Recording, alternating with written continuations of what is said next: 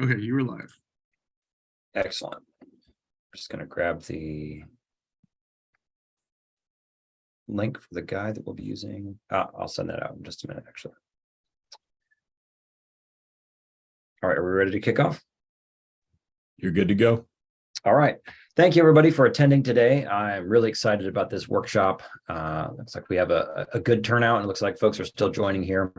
So let's go ahead and get things kicked off.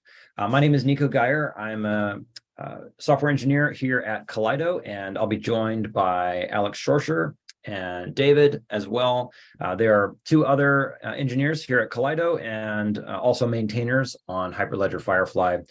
And so Alex and David will be helping out with the workshop today. There is a channel in Discord that you can join if you haven't already for chat. This is going to be a very interactive, very hands-on workshop. We're going to go through things slowly, intentionally, so that people can follow along and do things on their machine as we go. So just a couple of, let me just share my whole screen here so I can share another window. Sorry about that. I'm just going to switch this real quick. Okay. So just a couple of things. This is the guide that we will be going through for today's workshop. I'm going to just drop this in the chat so you have a link to it. If you don't have Docker installed on your computer, you will need that. You'll need Docker and Docker Compose. So go ahead and get that set up. There's some notes and prerequisites in the top of the guide here. So you can start looking through that. I do have a few slides that we'll go through kind of to kick this off. But if you just want to glance at that real quick, just to make sure that you'll be set up for when we get to the hands-on part, that you can go ahead and do that. The other thing is here's the channel that I mentioned. So if you join the Hyperledger Discord server, if you scroll down to the FireFly channel, there's a FireFly workshop channel here in the FireFly section.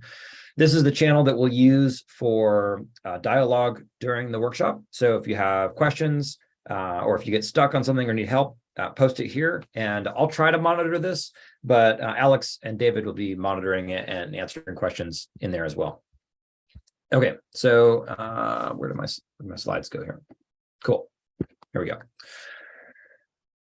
So just real quick, want to go through the goals of this workshop so you know what we'll get out of it. We're going to learn how to set up FireFly and connect to a public chain. We are going to deploy and configure a custom token contract with FireFly.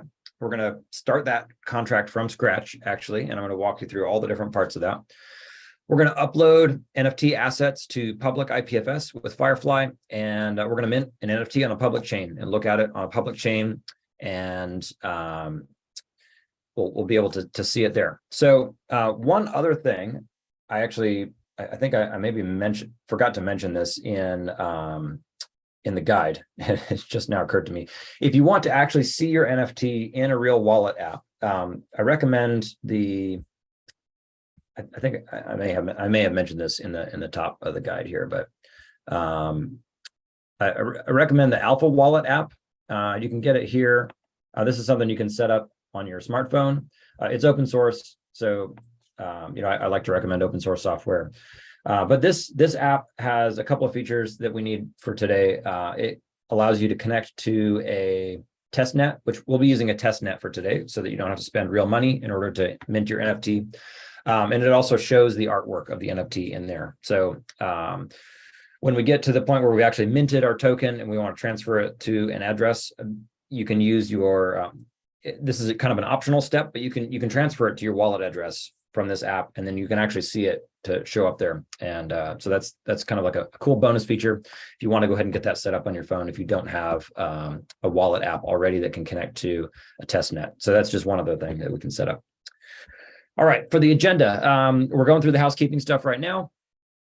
I'm going to give a very brief introduction to Hyperledger FireFly. I'm going to try to keep it to 5 to 10 minutes. And just to kind of give, if folks are new to the project in general, just kind of give an overview of like what is this thing. And but I'm going to keep that brief because I really want to spend the bulk of the time hands-on. The total workshop runtime is 3 hours. I can't sit still for 3 hours at a time, so I've planned a couple of breaks in between certain sections. So we'll see how far we get. We'll kind of just we'll be flexible. So if we, this may not happen in exactly this order, but I want to give some people some breaks throughout because you may need to go get something to drink or food, depending on what time zone you're in. But we will plan on taking some breaks as we go. So here's just kind of a rough outline of the time and the order that we're going to do stuff in. If we have time at the end, we'd love to just kind of have an open Q&A time as well. So that is the agenda. And with that, I'm just going to check chat here. Thanks for posting all the helpful links in there. Appreciate that. So let's get into just a very brief introduction to what is FireFly. So FireFly is a platform to build Web3 apps. So I like to describe this to developers. I like to use a stack diagram, and I think this picture gets at the immediate value to a developer. And I'm a developer, and I assume probably many of you are as well, or you're at least comfortable with code and that sort of thing. So hopefully this resonates with you as well. So what do you need to build a Web3 app? Well, first you need a blockchain.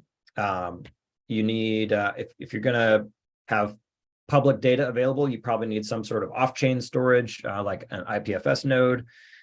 And there's lots of great open source projects for these types of things. So that's great. We're not, FireFly is not trying to be another type of blockchain. It's not trying to be a DLT itself, but it builds on top of these really powerful technologies.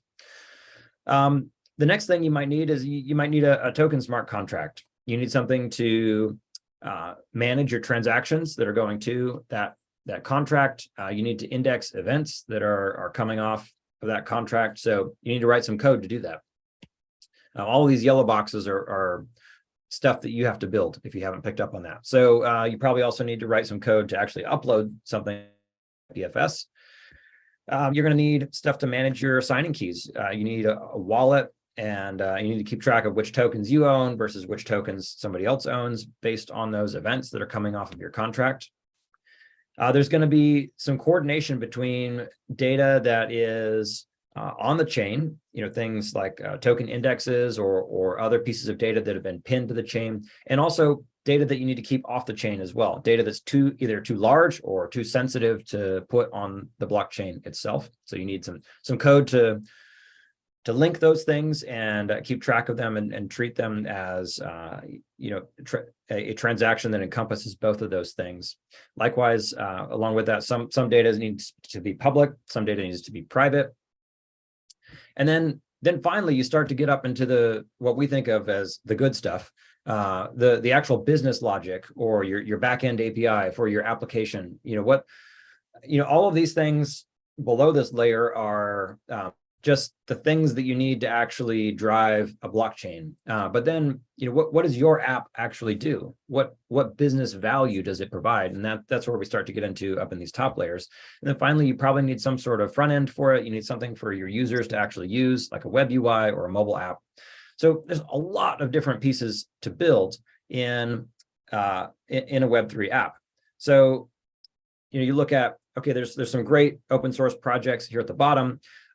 There may be great open source libraries and things that you can pull all together to make all these yellow boxes that can help you with that. But before Hyperledger FireFly, there wasn't one platform that helps you with all of these things. And so that's what Hyperledger FireFly does. It takes this whole middle section and says, hey, you know what? We have built a platform that handles all of this plumbing, all of the really hard and maybe not quite so interesting. It's interesting from a technical perspective, maybe not from a business value perspective, though. But all of this stuff that you need to drive a Web3 application, FireFly is a common platform that provides this. It's open source. It can be extended. It can connect to many different blockchains. It can connect to private permission chains, public chains. It's modular, so it can be extended, and it's a common platform that solves all of these problems for you. So you can focus on now this really small top layer, which is your app's code. You can focus on the thing that actually drives your business real value, like the business logic, the user experience, and all this stuff. And you can use FireFly's API, FireFly's WebSocket interfaces to work with technologies that Web2 developers are already familiar with and can pick up and use right away, and really leverage the power of Web3 quickly. So that's I think the the real value of FireFly in a nutshell for a developer is that, like, it takes care of this huge portion of the tech stack that you don't have to recreate over and over and over for every Web3 app that you want to build. If you still want, maybe you want more control down here at the contract layer, and you want to use a custom contract like we're going to do today. FireFly absolutely lets you do that, and that's one of the things we're going to show off today. You can use FireFly's built-in token contracts if you want. You're not limited to that, though. You can plug in whatever smart contract you want, and it still gives you that if you need to go directly to the blockchain or use a custom smart contract. It doesn't lock you out of doing those things. It's really meant to complement all of those things and build on top of them. So, where does FireFly fit into the picture for an enterprise? And that's really what Hyperledger software is really geared toward enterprise. FireFly can connect to public chains, so it can be really useful for personal projects as well. I think it's a great fit for that as well, but it's primarily geared toward enterprise applications, and it was designed that way from the get-go. So, FireFly you can think of as a Web3 gateway, but or in the cloud or through a hosted provider. And it is the way that they can connect to everything Web3, whether that's a consortium chain, whether it's a kind of a multi-party network, as we describe it, of other organizations also running FireFly nodes. And they've built a distributed network to collaborate using business transactions over a blockchain. Or it could be things that we tend to think of in the kind of the public crypto space. Maybe they're connecting to an exchange. Maybe they're connecting to a layer 1 chain and transferring tokens or DeFi apps. FireFly can do all of the above, and it is meant to be a one-stop shop for here is a platform that your organization can install, and it can connect to the Web3 world regardless of where it is or what technology it uses. What's inside a FireFly node? It is a microservice architecture. So it has a lot of different things inside it. I've hinted at that a little bit, that it's pluggable and that it's extensible. I won't go into all the detail of every single thing on this diagram. There's already some great resources on YouTube that kind of break down this diagram and talk about all the different components and what it is. But essentially at the top here, you have this is the application that you can build. And you can use FireFly's REST APIs. You can receive events through FireFly's event delivery mechanism, which is today webhooks and WebSockets. But again, it's extensible. FireFly provides an open API Swagger interface, which we will be looking at and using later today, along with the Explorer UI. We'll be looking at that as well.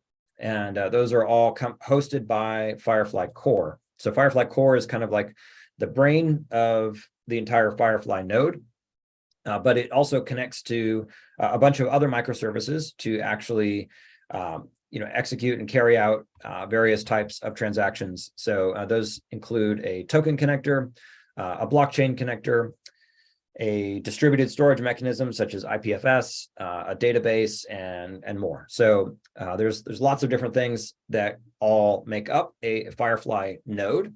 And again, there's more material on YouTube and in the docs on what all those things are, but I just wanted to give just a brief peek under the hood so you can see that it's not just one thing that we're running. There's a bunch of different services here. The FireFly command line interface, which is what we'll be installing and running here shortly, is a tool that is designed to run all of this in a local development environment set up on your machine. And it takes care of setting up and configuring all of these services for you, so you can just run a couple commands and be up and running. So that's what we're going to run here in just a little bit to set everything up. Just a quick shout out to the FireFly community.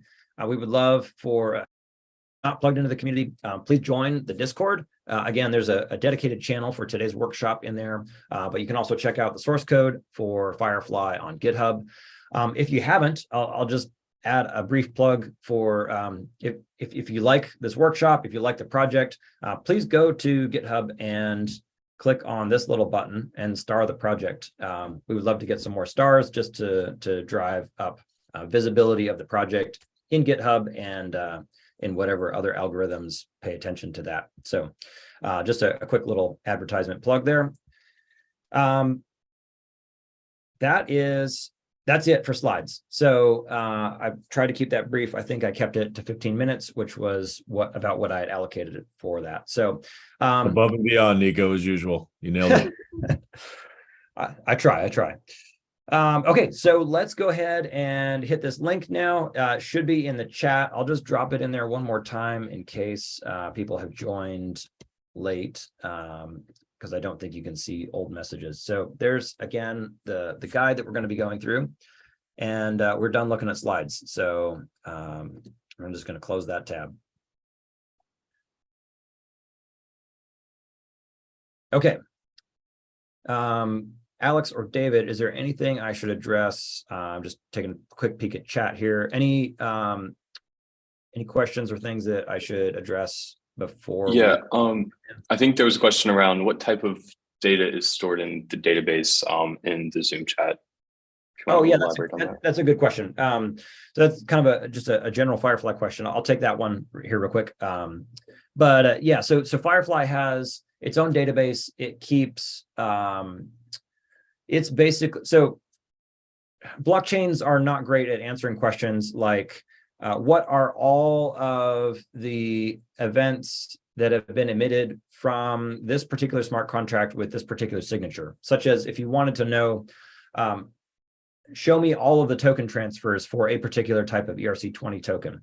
Well, you could figure that out from a blockchain node by starting back at when that contract was deployed and going through all of the different blocks that have been mined since then and looking for events that have been emitted from that contract. That could take a long time depending on how long ago that was. So FireFly keeps track of, that's just one example of the things that FireFly keeps in its database. You can tell it to here index this contract and store all of the events that you see in a, right now it's some sort of SQL database, primarily Postgres is the main plugin that's most commonly used. Stores it in there in a fast access queryable way. So it is, the short answer is most of the data that's in the FireFly database is data that has come from the blockchain, but we want to store in a way that can be queried really quickly and searched. Or it is data that is too sensitive to put on the blockchain. And so we keep it in a private database and have a link or a pin to a hash of a transaction where that thing was pinned to the blockchain. So hopefully that was an answer to your question there. Great, thanks. There is no separate distribution for okay, there is a build for the FireFly CLI for macOS. Yes, it should be in the downloads section there. We'll get to that here in just a second once we jump into the guide. There is support for ERC 1155. The bit about the batch transfer, I'm not sure off the top of my head exactly what you mean by that, but maybe the answer to that question will become more clear as we get further into the workshop. Okay, let's dive in. So hopefully you've had a chance, if you don't have Docker, hopefully you had a chance to set that up. We're going to start at the beginning now, and I've actually gone and deleted my my FireFly CLI binary on my machine. So I'm going to start it up. I'm going to install it from scratch, just like you all are here as we go along. I'm going to make this a little bigger. Sorry, just a quick check. Is the font size acceptable through Zoom to people, or do I need to zoom in here? Not to use Zoom in too many ways in one sentence. Could probably be a step bigger. Better? More. Is that good? No, I'd have to take a screenshot and open it up. Okay, maybe you can go full screen with the screen share on your machine if you haven't. If I go much bigger, we're not going to be able to fit web interfaces on the screen here. Okay, I'll switch devices. Okay. Okay, cool. So just a couple of notes for Linux users. It's recommended not to run the FireFly CLI as root. I try not to run most things as root if I don't have to. So it works better if you run everything as a standard user and add your user to the Docker group. For Windows users, I would highly recommend Windows Subsystem for Linux too. There is not a Windows specific binary for the FireFly CLI, but if you set up WSL, you can run the Linux binary in your WSL environment and it should work fine. And it works well with Docker Desktop for Windows as well. Okay, so in this workshop, here's a picture. I like pictures to kind of just explain what it is we're about to do. So we're going to have FireFly running on our local dev machine. It's going to be running a FireFly core node. It's going to be running an EVM Connect blockchain connector, and it'll run a local IPFS node as well. That EVM Connect is going to connect to a blockchain remote RPC node running in the cloud, which I have provided a link to below in the command where we'll set all this up. That RPC node is part of the Polygon Mumbai testnet. There are a bunch of other blockchain nodes that are all a part of this network. So down here, I have my wallet app on my phone that I've set up. I've installed Alpha Wallet on my phone. It has the ability also to connect to some RPC nodes. I have no idea where those ones are. It also has the ability to connect to IPFS nodes. The beauty of a completely distributed app, is a decentralized app, is that it doesn't matter where those nodes are running. They're participating in the same network. So this wallet app here can see things that our FireFly node is putting on the chain and putting in IPFS over here as well. So the idea is that we are going to deploy a contract to the public testnet, and we're going to mint a token on it. And end goal of being, hopefully we should see that token show up in our wallet app. All right, so we're going to go through the getting started guide, the first page of it to set up the FireFly CLI. So I'm just going to go to the docs here. I'm going to actually open that in a new tab. And going to go to the latest release page on GitHub, and I'm just going to grab the latest FireFly CLI binary. If you have Go installed on your computer, it says my internet connection is unstable. Hopefully y'all can hear me still. We can still hear you. If you have Go installed on your computer, you can also Go install. Okay, excellent. You can also Go install the FireFly CLI. If you don't have Go, don't worry about it. You don't need to install it for this. So I'm just going to go here and grab the latest one. So there are binaries for Linux and for Mac OS as well. Please be sure you grab the appropriate CPU architecture. There is a difference between ARM64 and x86-64. If you have an Intel CPU or an AMD CPU, you probably want x86-64. I'm on an Apple Silicon Mac, so I'm going to grab the ARM64 build here, and I'm going to download that one. So please make sure you grab the one that's the appropriate architecture, otherwise it will not work. And it doesn't give you a very helpful message as to why your operating system couldn't run the binary, but it won't work. All right, that's going to download. There is a handy little command here. Really, you can put this, when you extract it, you can put the binary anywhere you want. This little handy command, if you do run it with root or sudo, it will basically just extract the binary and it will move it to user local bin for you, assuming that it is in the downloads folder in your home directory. If that's not true, then this one-liner won't work, but you're welcome to just extract the tar.gz and put the binary anywhere you want. I'm going to run that, and okay, so now I should be able to, which FF, okay, so I have the FireFly CLI installed in user local bin now. That's great. If I try to run it, Mac OS is going to say, oh, I'm not going to do that. Okay, I'll show you how to get around this real quick. We'll hit OK. Yes, terminal bigger. Understood. Sorry about that. Okay, so macOS says it's not signed. We didn't pay Apple boatloads of money, so it's not signed. So we need to go to System Preferences and tell it that we want to run this anyway. So go to Security and Privacy, and I believe this is under General. So it says FF was blocked. I'm going to allow. The next time I try to run it, it'll say, are you really sure you want to run this? And I'll say, yes. Okay, there. Now it finally runs. So if you're on macOS, a couple hoops to jump through there, but I don't believe Windows or Linux users will have that issue. But if you're on Mac, I'll just run you through there. Okay. I'm going to pause running through steps. Hopefully you've been able to get this, or you're in the process of getting through this. I'm just going to describe what we're going to do next, and then we'll actually do it here in just a second. So I'm going to go back to the guide.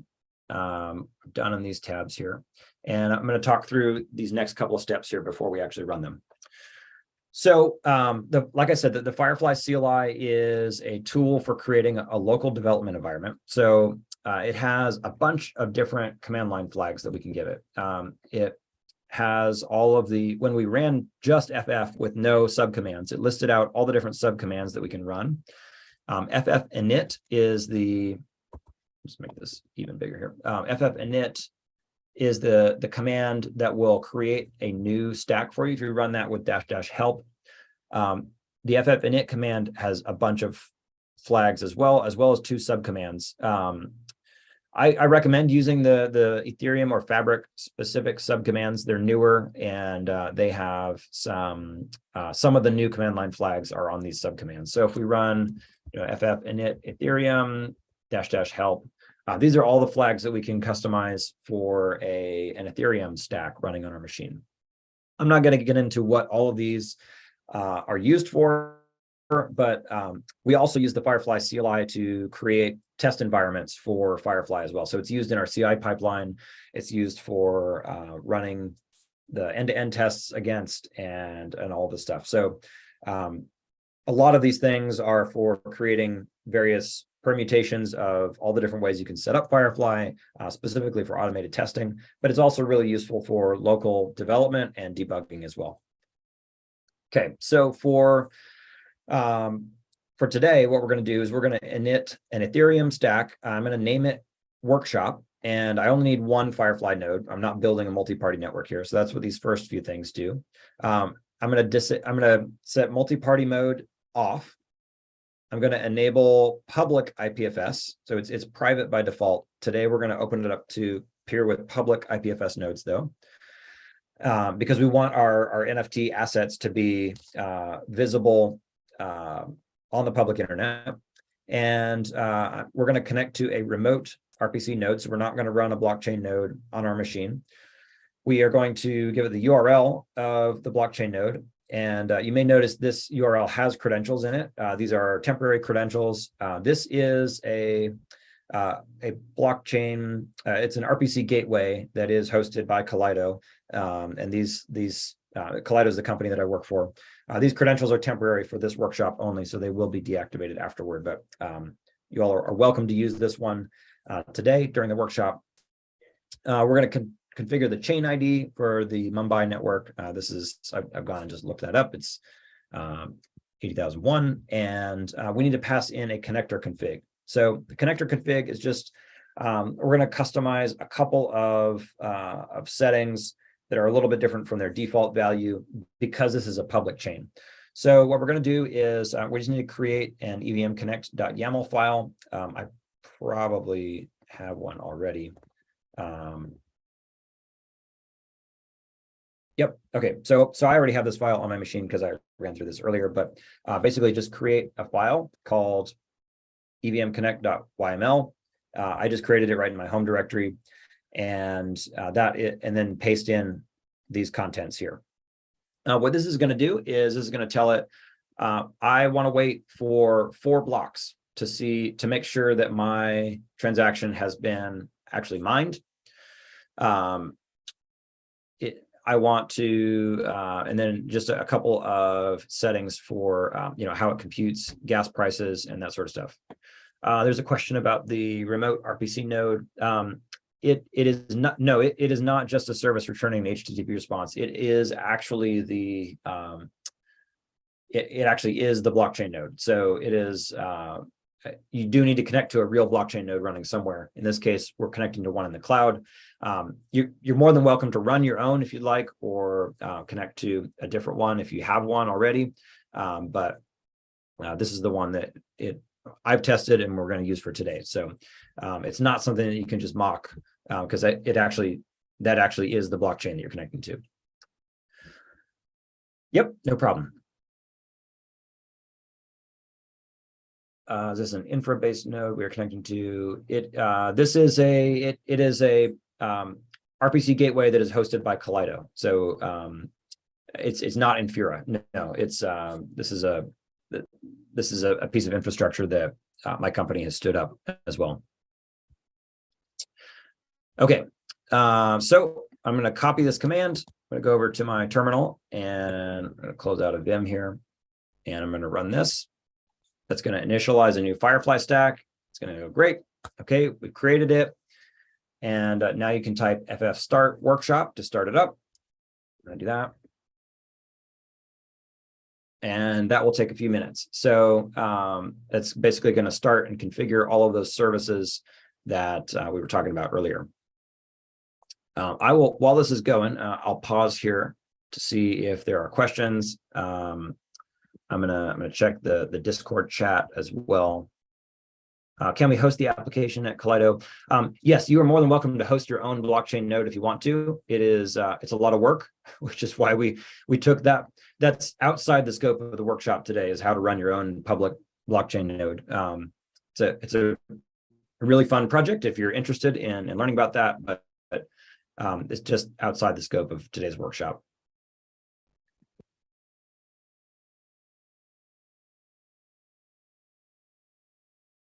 There's a question about if we have a Kaleido account, can we use the Kaleido cloud? Great question. This is a new feature that is not yet available if you log in to self-service yet. So not at this time, but maybe someday. David, Alex, any other questions that I should address here while we're waiting for this all to start up? Nope, I think we're all good. Cool.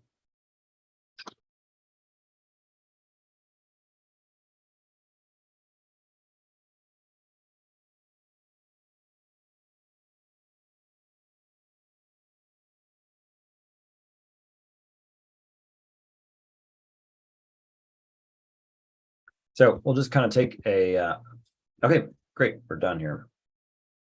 Yeah, it's pulling a lot of stuff. Yes, there are a lot of Docker containers. I'll just give you a quick peek at what is currently running. So we're running FireFly core. We're running a token connector for ERC20 and ERC721. There is another one for ERC1155 as well. We're running EVM Connect. We're running a data exchange service, a signing service, and the sandbox as well.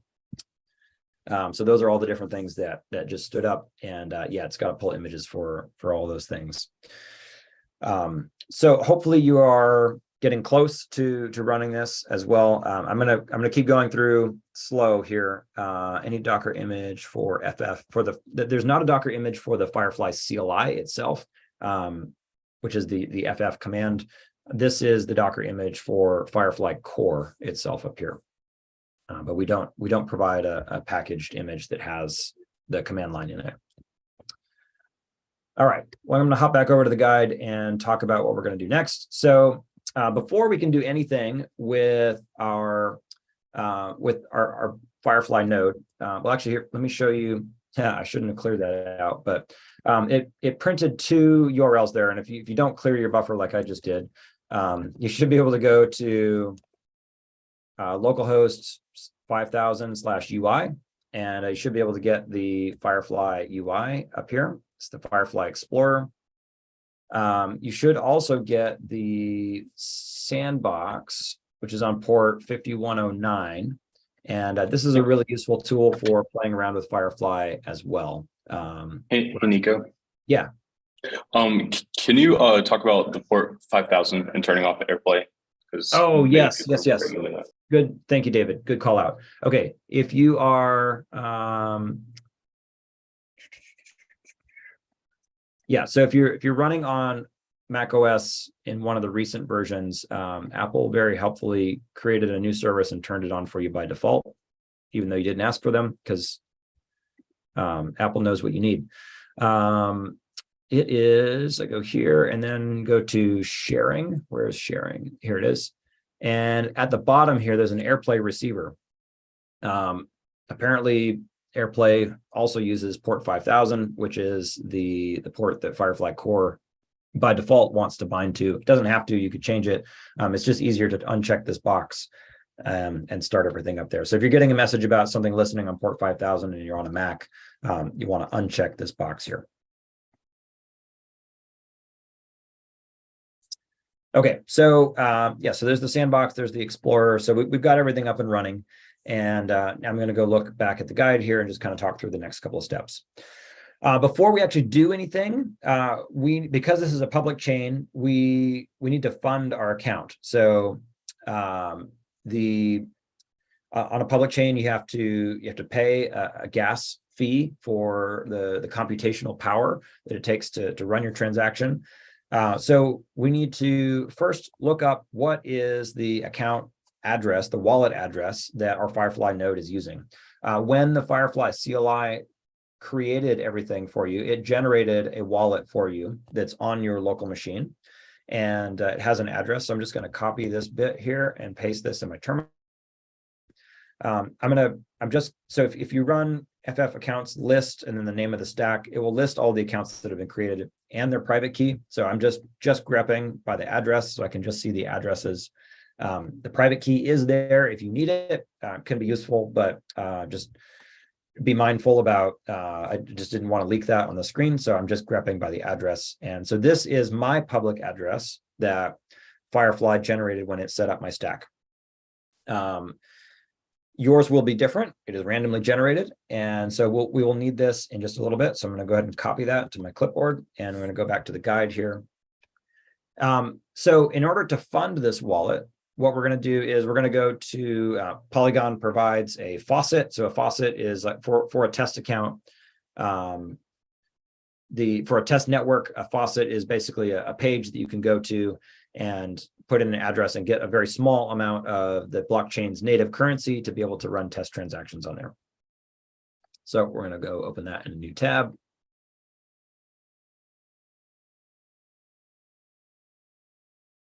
And hopefully the faucet is working. Okay, there we go.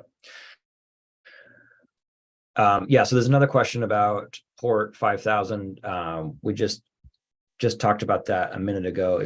If you're on Mac OS, go to System Preferences, Sharing, and uncheck AirPlay Receiver here. That's probably the most likely culprit. If it's not that, then you'll need to do a little bit more to figure out what is listening on that process. But if you're on a Mac, that's probably the problem. Okay, so I'm just going to paste my address here, hit submit. This will give me one Matic token. Hit confirm. This will say that the transfer is on its way. Tokens will be transferred in 1 to 2 minutes. So again, it's going to wait for several blocks to be mined and wait for that confirmation. In the meantime, we can go to mumbai.polygonscan.com. And we can go look at our wallet here. I'm going to just paste that same address in. And so if I look at it right now, I don't see anything.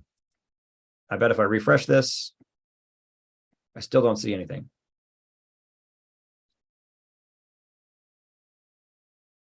In just a second here, it should show up. Okay, there we go. So I thought it said it was going to give me 1 Matic, but it gave me 0.2. That's fine. That'll be more than enough. So I can see my address has 0.2 Matic in it. There still aren't any transactions that I have run on here. There's no ERC20 token transactions, but that's okay. That's kind of what we expect. We've funded our account, so we have the ability to do something now. So just going to do a quick time check here. I think before we go into, before we dive into actually creating the smart contract and deploying it, I think we may pause here for we're about 45 minutes in. Maybe take a little break in just a minute. I'll pause and ask if there are questions or if people are stuck. I want to give people time in order to make sure their stack is up and running and they've got FireFly up, and make sure that they've got up to this point. I don't want to leave people behind if we can avoid it. So yeah, great question here. Are the test net funds into the Alpha wallet or the FireFly node's address? Great question. So I use here, I went to the command line and I looked up the address, my wallet address for the FireFly wallet. This is the signing key that FireFly will use when it submits transactions. If you install the Alpha wallet on your app, it probably, I believe you have the ability to import a private key there if you want to. I would suggest just having it generate a new wallet on your app and use a separate address, and we'll transfer it to that address later. So we haven't done anything with Alpha Wallet yet. We'll come to that sort of at the end of the guide if you want to transfer it to that address later. But that's a separate address. Great question though.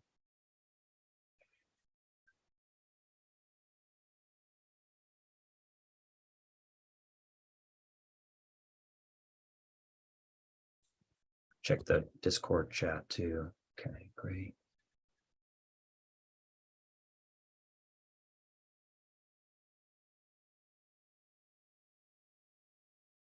Just a note,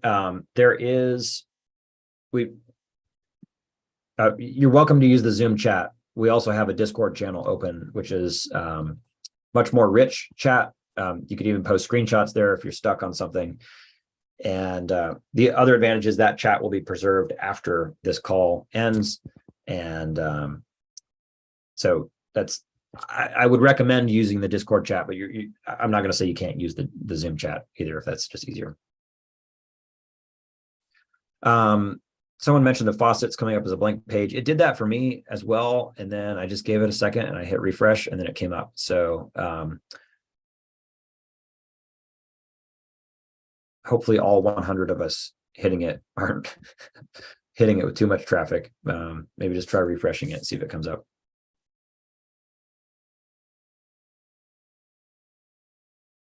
Great. Okay.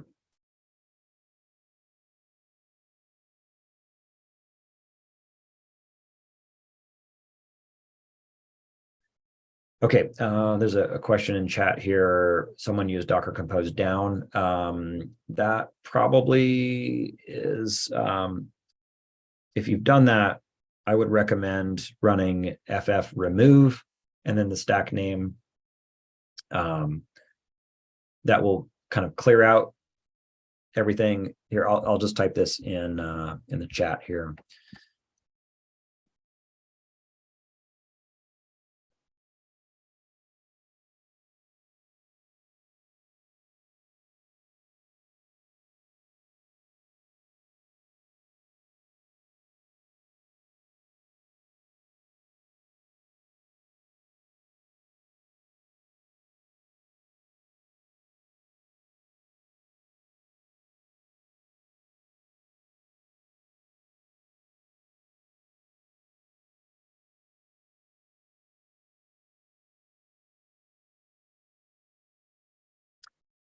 Besides FireFly, Docker, et cetera, actually, yes, we are actually running an IPFS node. So if we go look at what's running here, there is a Go IPFS container that's running here as well.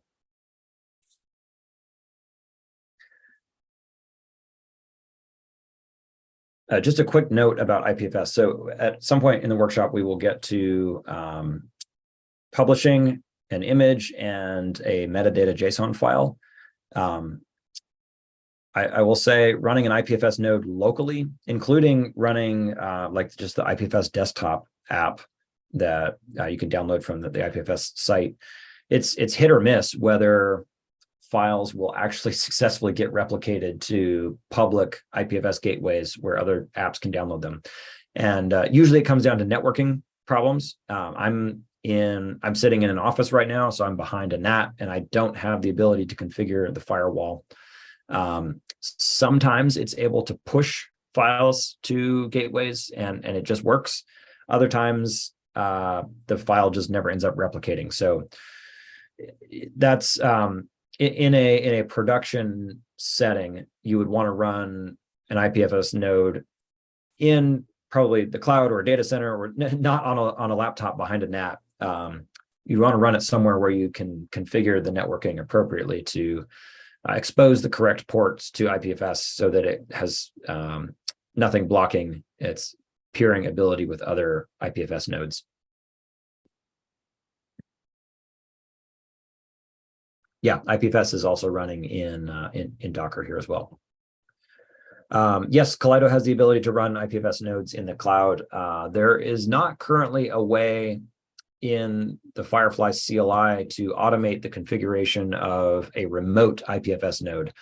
That's something that the FireFly CLI could be enhanced to do, but it just doesn't generate the appropriate config for that today.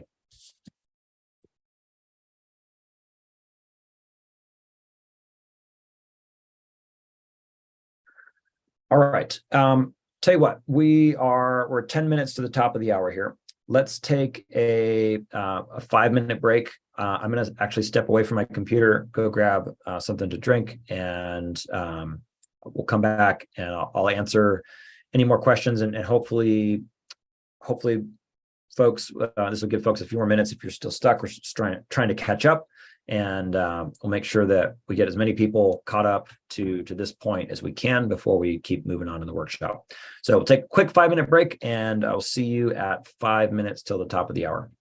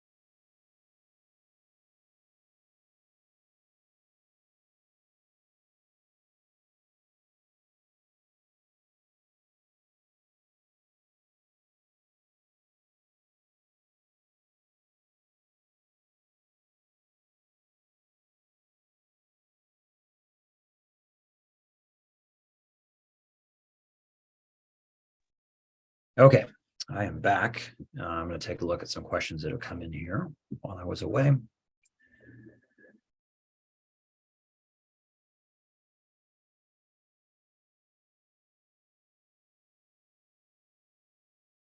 An error on FF init is interesting. You could try adding the -- verbose flag to your init command like this.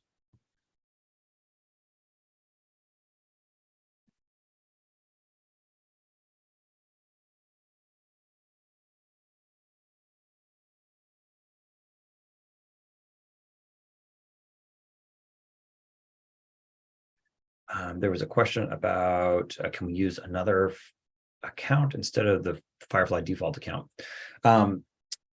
Yes. So we're not going to for today for the workshop, but in just technically speaking, in what is possible, absolutely.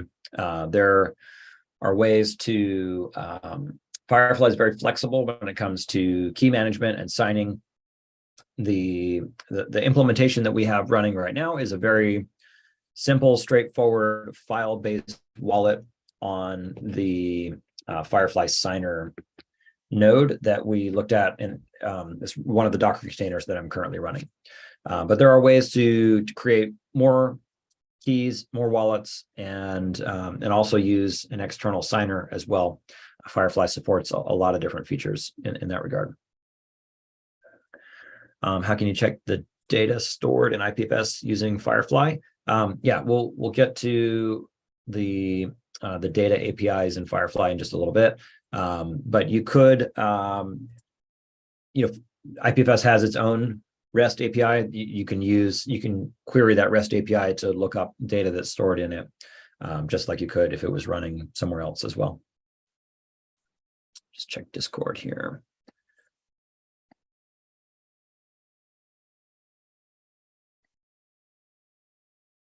Okay, cool. Let's give it 2 more minutes. It's about lunchtime here in the US, so I actually grabbed some food. So I'm going to take a couple bites here. We'll kick off in the next phase of the workshop here in just a little bit, but I think we're running right on schedule here right now. So this is great. So hopefully everyone is able to work through any issues they have getting things started up. If you're still stuck, let us know. We're here to help. Yeah, let me drop the Discord link in there again.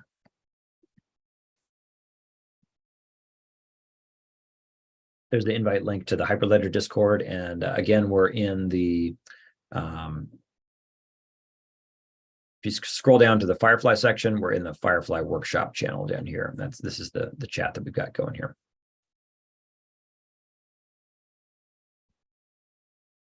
Yep, no problem.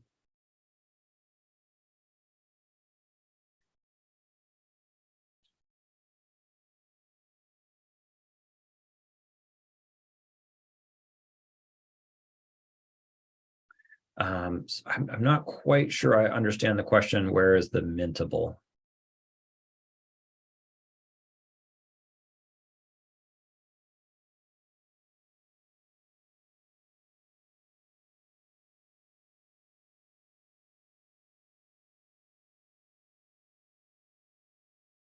Yep, we'll get to that in just a second. That's the next part of the workshop.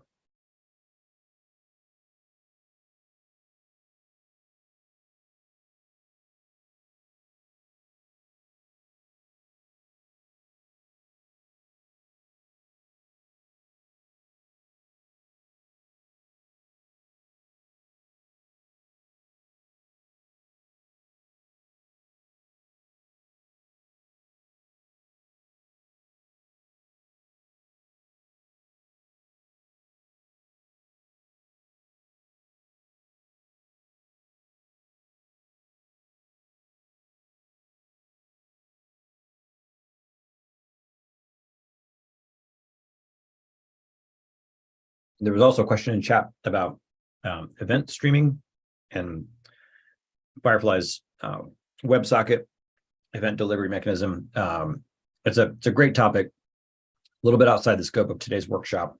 I would love to, it's honestly probably worth the workshop just on its own, just all about events, but don't have time for that one today.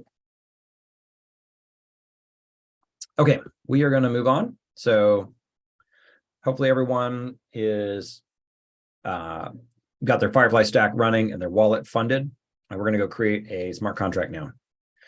So there are lots of different ways you can create a smart contract. I'm not here to be a smart contract development expert. I'm just here to give you a link to a thing that you can click and do in your browser really quickly for today's workshop. So don't take this as the recommended way to do it necessarily, but I do think, generally speaking, starting from something that has been already vetted by a wide open source community and used in production and battle hardened, like Open Zeppelin contracts and libraries that you can build on there, is a fantastic idea. Anywhere where I can leverage something that is open source, that's already built, already tested, and rather than writing it again on my own, I'm going to do that. So, so this is a great way to get started really quickly. I also think it happens to be a good way to, if you really want to go deep on building your own custom token contract, it's a good starting point, at least. So we're going to pop open the contracts wizard here. And today we're focusing on the NFTs. So we're going to use the ERC 721 contract. You can give it a name and you can give it a symbol. And I probably need to zoom in for this tab as well. Sorry about that. For this one, sorry, Alex just pointed out that I forgot to turn my screen share back on.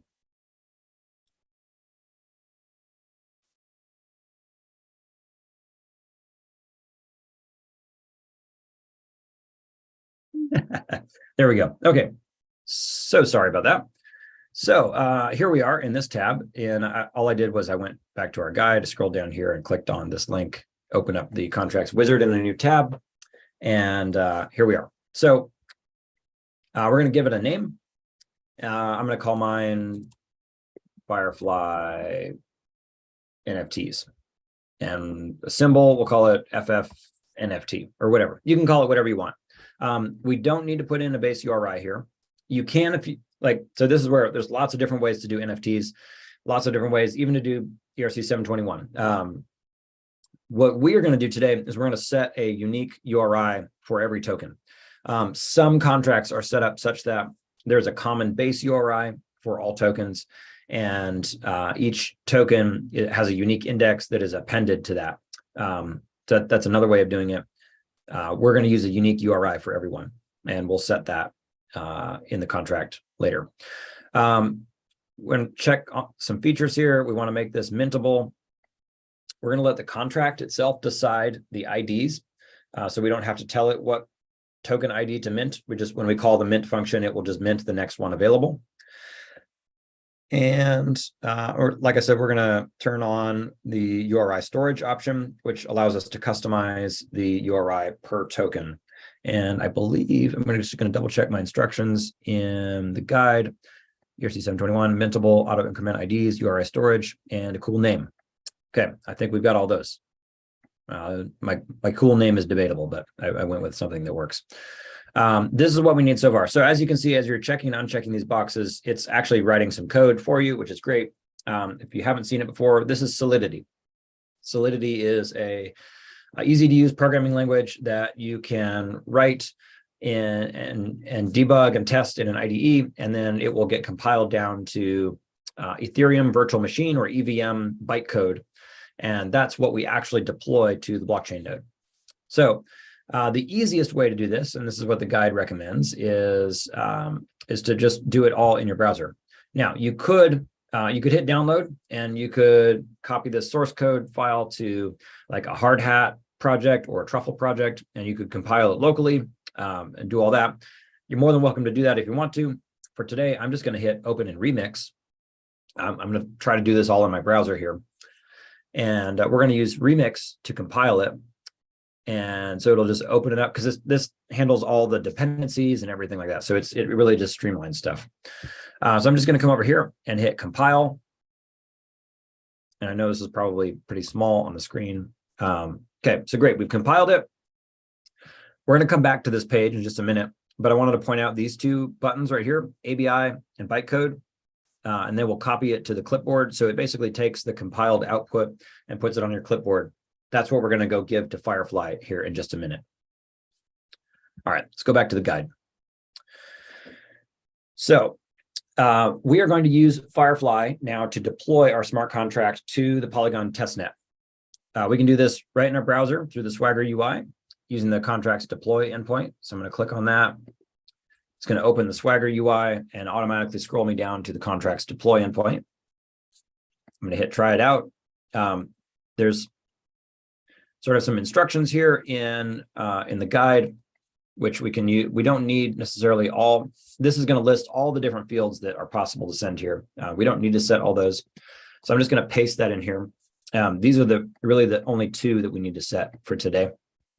If our contract had constructor arguments that were required, we could list them out here, but this one doesn't. So I'm going to go back to Remix. It says paste bytecode here, paste ABI here. So that's what we're going to do. I'll copy the bytecode, go back to my Swagger UI, and that's going to be just a big long hex string. So this is the compiled EVM bytecode that actually is the program that the blockchain will run. It's a definition. This is where we paste the ABI here. You may notice these don't say bytecode and they don't say ABI. And the reason is FireFly works with more than just Ethereum. So we sort of took a step back when we're naming things and use more generic names. So we call it contract. This is the thing that actually is the smart contract. And because not all blockchains call the compiled thing bytecode, they may call it something different. Likewise, not every blockchain uses a thing called an ABI.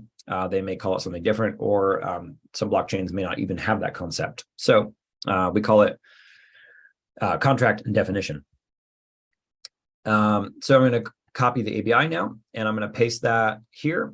It's important to note this should not be wrapped in a string. This is a big JSON array that I copied. And so you want to set, when you hit copy, it will give you the whole array. And if I scroll back up here to basically the definition should be a JSON array. Okay, so that should be everything that we need. And I'm going to hit execute. And this will take a little bit of time. So you may notice that this is set to confirm true. And so, yep, I'll show that in just a second here. So what confirm true means is we'll actually block the HTTP request. The response will block until the transaction is confirmed on the chain. And we told it that we want 4 blocks of confirmations. And so it's going to wait for 4 blocks to see that the contract that it deployed is in all of them, to make sure that, yep, the history of the chain has not changed. And okay, great, cool. Someone asked what the difference between using FireFly CLI FF deploy is and the REST API. It's a great question. So FF deploy came first, and it was before we added this endpoint to FireFly. So this endpoint is newer. It is the more recommended way to do it because the transaction itself will show up in FireFly, and we'll go take a look at that in just a second. FireFly, the FF deploy command goes straight to the blockchain connector, and it sort of skips over the FireFly API. It still works. It still gets something on chain. I can't remember if it allows you. It may be less flexible than this endpoint is. So this endpoint is designed so that you can use it in production. FF deploy is really a development tool. Okay, I think I may have gone through that a little bit too fast. What to do after compiling? Yes. So, excuse me. I went to the guide and I clicked on this link. This will open up the Swagger UI, which has a list of a whole bunch of different endpoints. I think it automatically expanded this one. When you come to any of them, though, there's a button over here that says try it out, and you'll need to click that, and that's what makes this part editable. We're going to be doing this for a bunch of different requests here, so kind of just get used to that pattern in this interface. This is a very common interface. This is the Swagger UI that many different services use. It's a cool open source thing for interacting with APIs. So then I just copied this payload right here, and I started with this, and we just need to fill out bytecode and ABI here. So that's what I pasted here, and then I got those by going to Remix and copying ABI and bytecode. So hopefully that helps. Hopefully folks are caught up with that.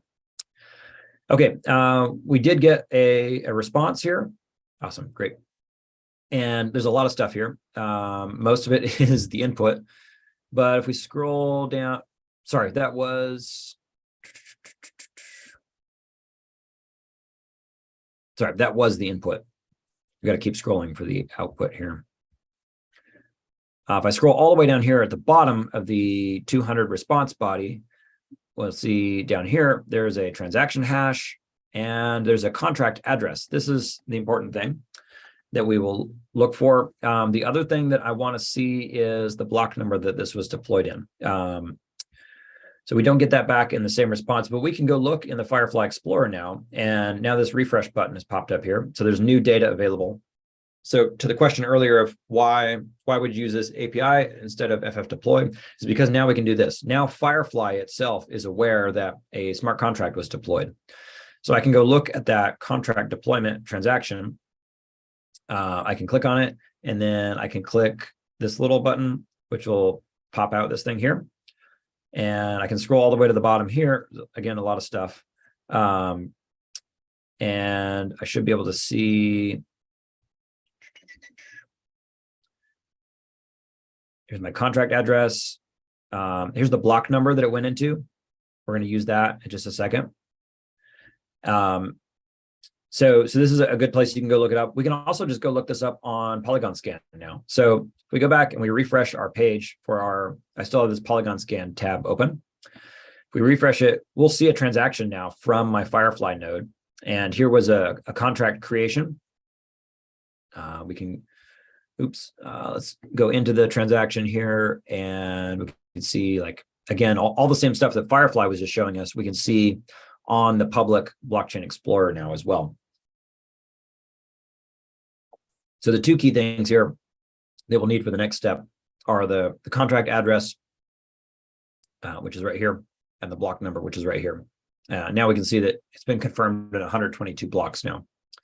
So we can either get this from Polygon Scan or from the FireFly Explorer itself. We'll need that for the next step. So actually, we'll come back to that in a couple steps here. Now what we're going to do, so we've deployed the contract through FireFly to the blockchain. We haven't told FireFly how we want to use this contract, though. So that's the next step that we're going to do. The goal that we're working toward is we want to tell FireFly that this is a token contract, and that this is an ERC20 token contract.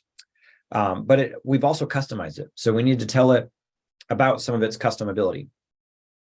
Looks like somebody in chat had an API call timeout. Maybe Alex or David can help look at that.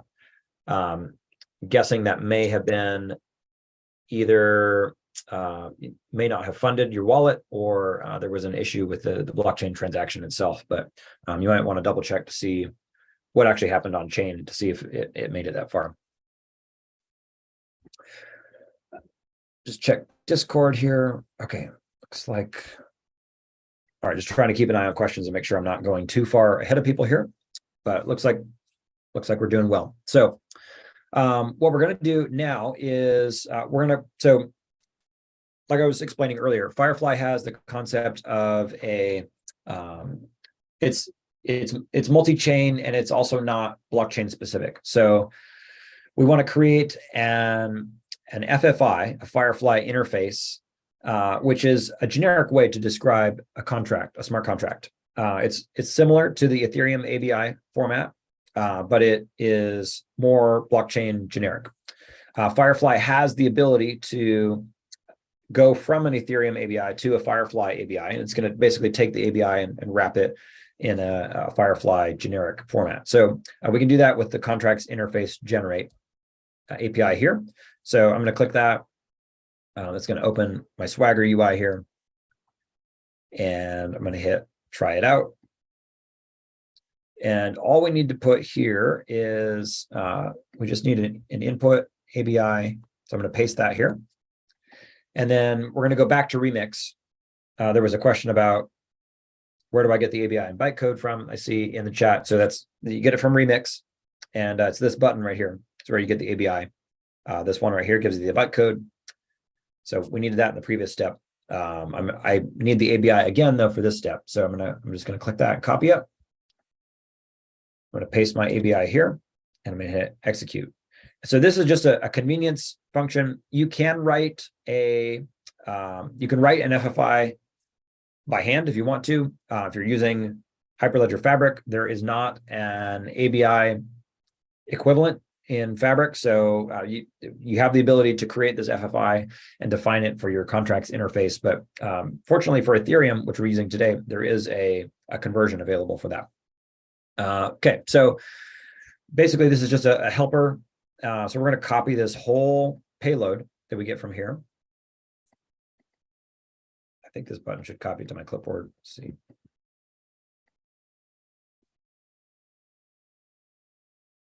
Copy that. And then we're going to go to the contracts interface endpoint, which is now we're actually going to load the interface, the generated interface to FireFly. Again, we'll hit try it out. And then we'll paste this whole thing here.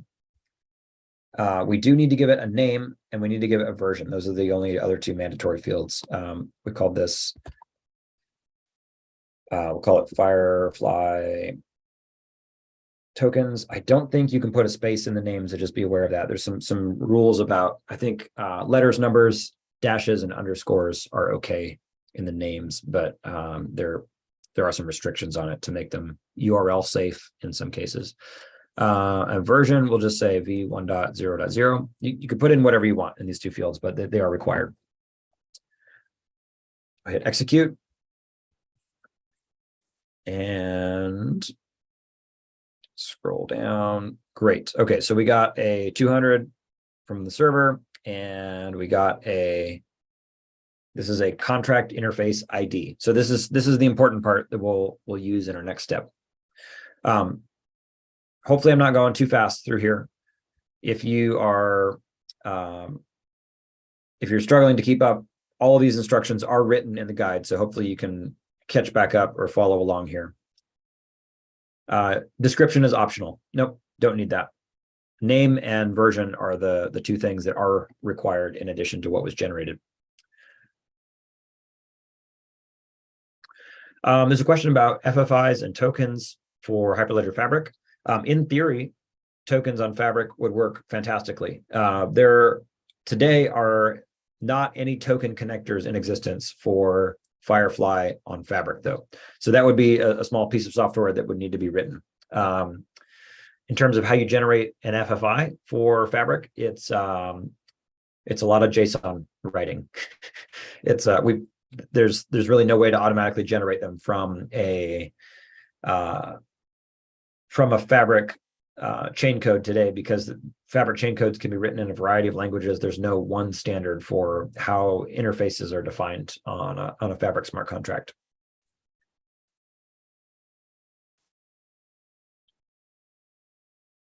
Cool.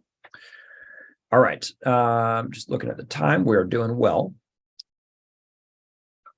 I'll pause here, just see if there's any other questions, or just maybe give folks a minute if they need to get through creating the contract interface.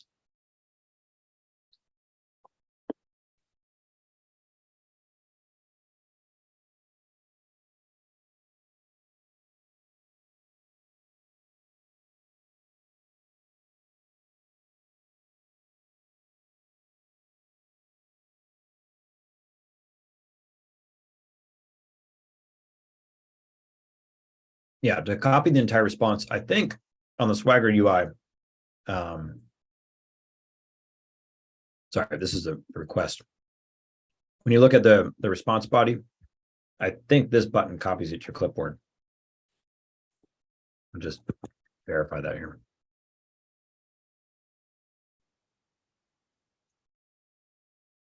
Yes, it does.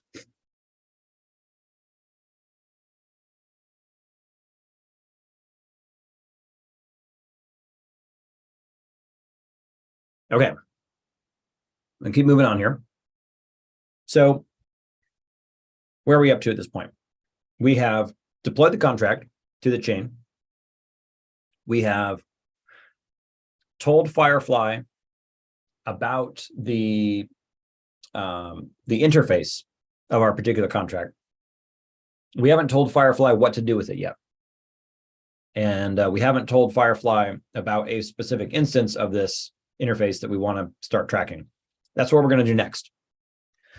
So we have a few pieces of information now that we had from multiple previous steps. So we're going to kind of combine all those. So hopefully you remember where things came from. Feel free to scroll back up in the guide if you can't remember where we saw certain things. But the things we need are the deployed contract address and the block number. So the two places we can look up those are on Polygon Scan. We can look up, you can either go to your account and you can look up the transactions, and I can see here, here's my contract address and here's my block number. Or you can go to the FireFly Explorer, and to find it here, I think probably the easiest way is to click on this contract deployment transaction, and then to go here and click this little pop-out icon. And if we scroll to the bottom, all the way to the bottom, here's our block number. Here's our contract address. Okay, so those are two important pieces of information we need. We're going to use the token pools endpoint. I'm going to open. Okay, here we go. Sorry, I'm just starting to get too many tabs open here. Hit try it out. I'm gonna copy this payload here, and that's what I'm gonna fill in here so that I can just replace all these things. Okay, so my deployed contract address, I'm gonna get that from FireFly Explorer. Hit copy on here.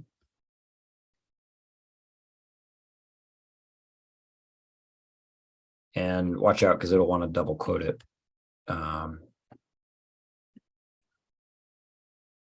Block number, I'm going to grab that from here. Even though it is a number, pass it in as a string. And the interface ID. Okay, so this is the ID that we got from the previous step.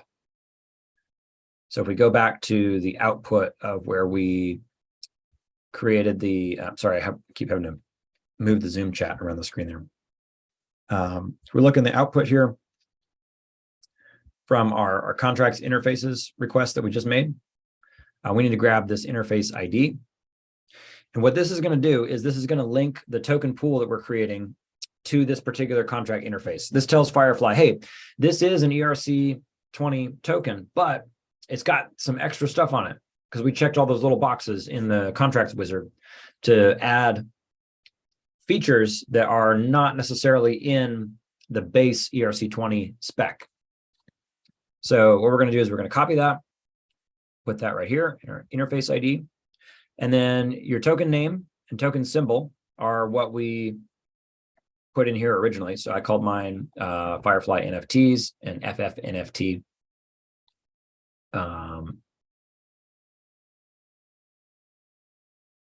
I actually can't remember if a space is allowed there, so I'm gonna not put that there. The symbol does need to match, so it's FF NFTs is what I called mine, and it's non-fungible.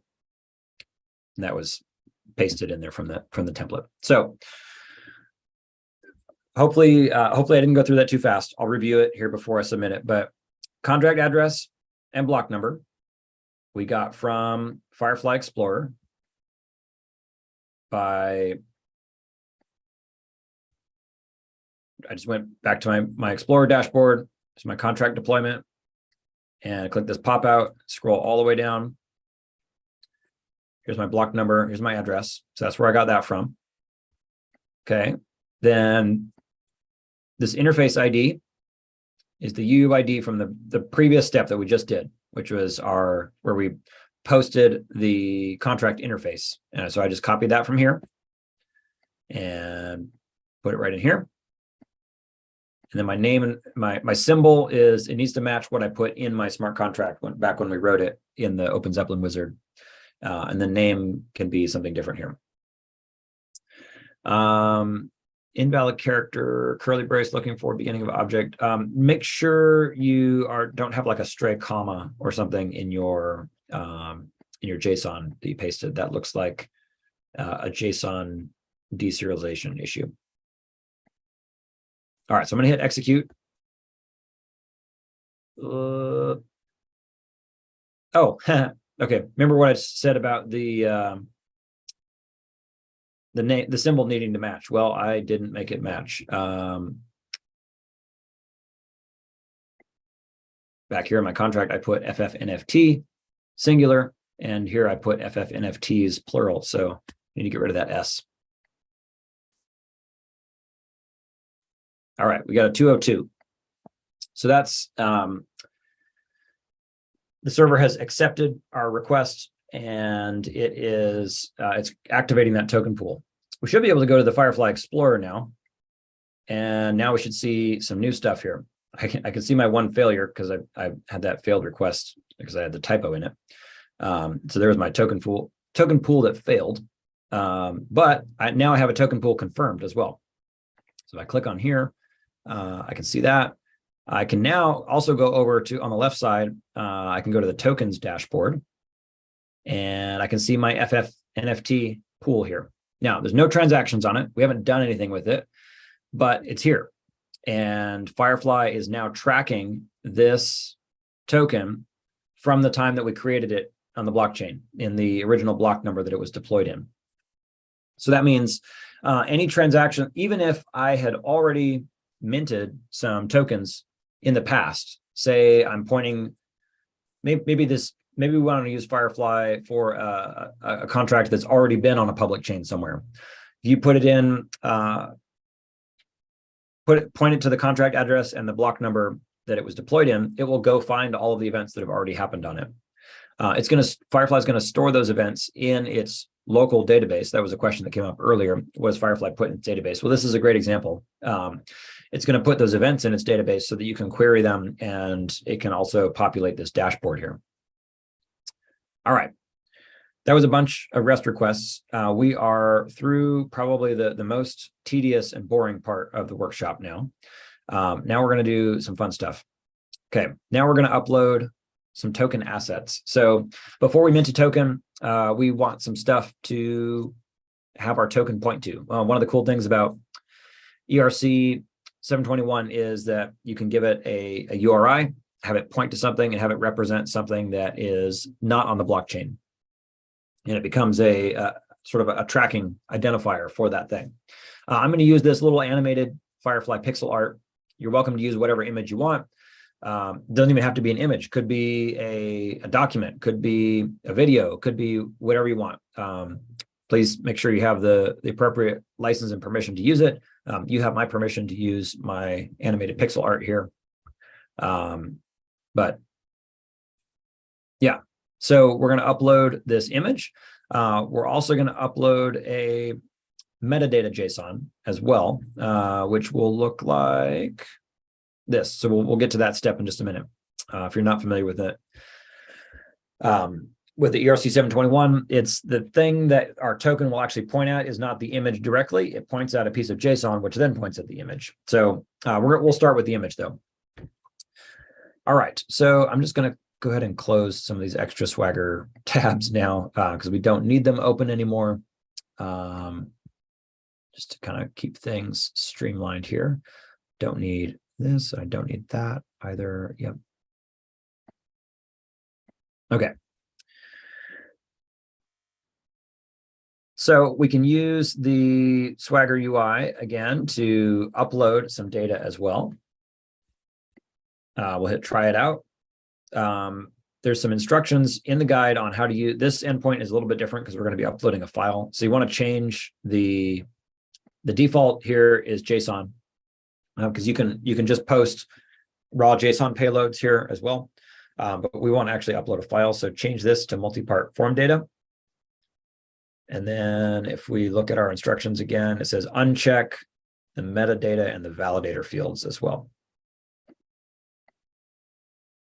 Trust me, bro. That's the way to do it.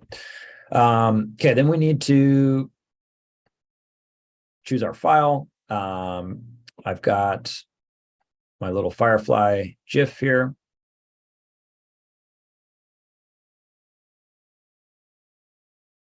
Hit open, and I'm going to hit execute. Okay, so right now this just uploads the file to FireFly, and then it gives me an ID. Now, there's lots of different things you can do with data in FireFly.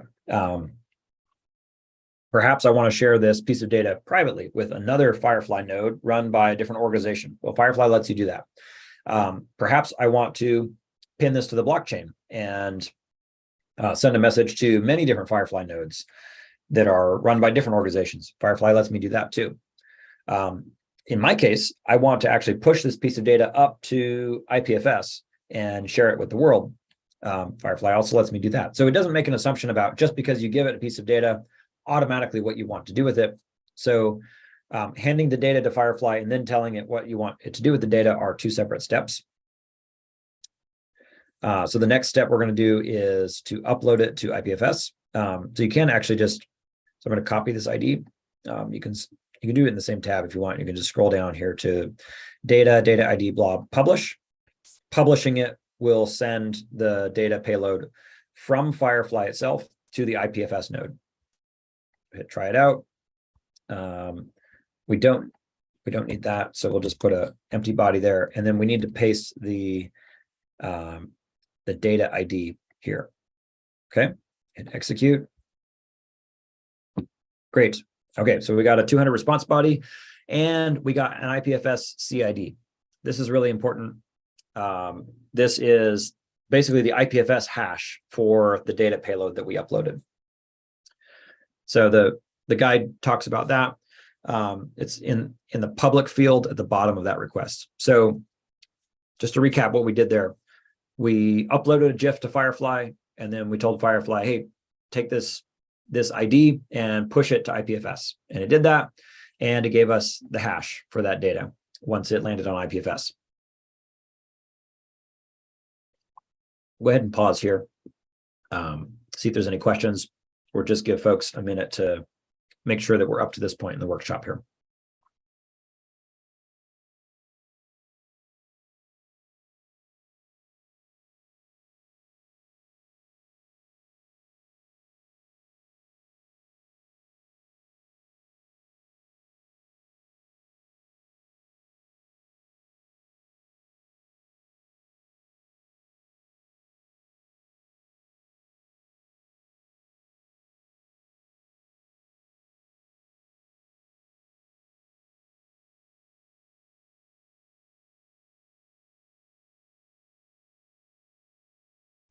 All right, so a couple questions in the chat. Is it possible to use ERC 4907, an extension of 721, instead of ERC 721? Off the top of my head, I'm not familiar with 4907, but technically speaking, yes. As long as a token standard, which I think all of them do, have the ability to mint, transfer, and to be able to mint. So the functionality that FireFly uses for tokens is mint, transfer, approvals, and burning a token.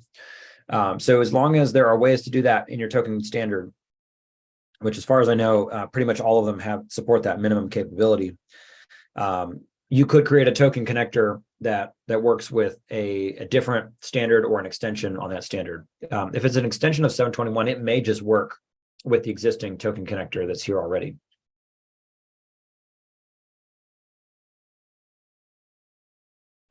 Let's see, there's a question about uploading each file if I have multilateral legal documents. Sorry, I'm not sure exactly what you mean by a multilateral document. But if you had many different files and you wanted to treat them separately, you would call the upload API separately for each one of them. If there's more to that question that I'm missing, please elaborate. I'm happy to try to answer it. Upgradable smart contracts. Yeah, that's a whole topic in itself. FireFly does support upgradable contracts. I think so. Actually, the maintainer who is the resident expert on upgradable contracts is actually on vacation right now. But be a great question for him. I'm actually not sure off the top of my head. I think everything just works the same. But Andrew Richardson is the one to ask about that one, because I know he's actually done some work on that in FireFly specifically. There's a question about what fields I filled in for the binary blob attachment. Just the ID is required, yes. So all I did there was, so this was the where we filled out here, where I attached my file here, and then I got the ID right here. I just copied that. Then I scrolled right down here to data ID blob publish, and I pasted that data ID in right here. You don't need any other fields in this request body. It can just be an empty, it needs to be an empty JSON object because FireFly expects it to be a JSON object, but it can be completely empty. Hopefully that helps. Let me just check Discord.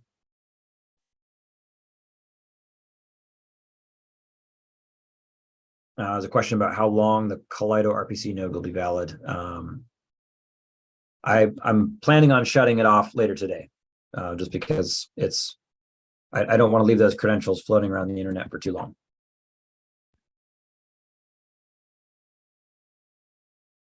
Okay, cool. Any other questions before we move on to the next step?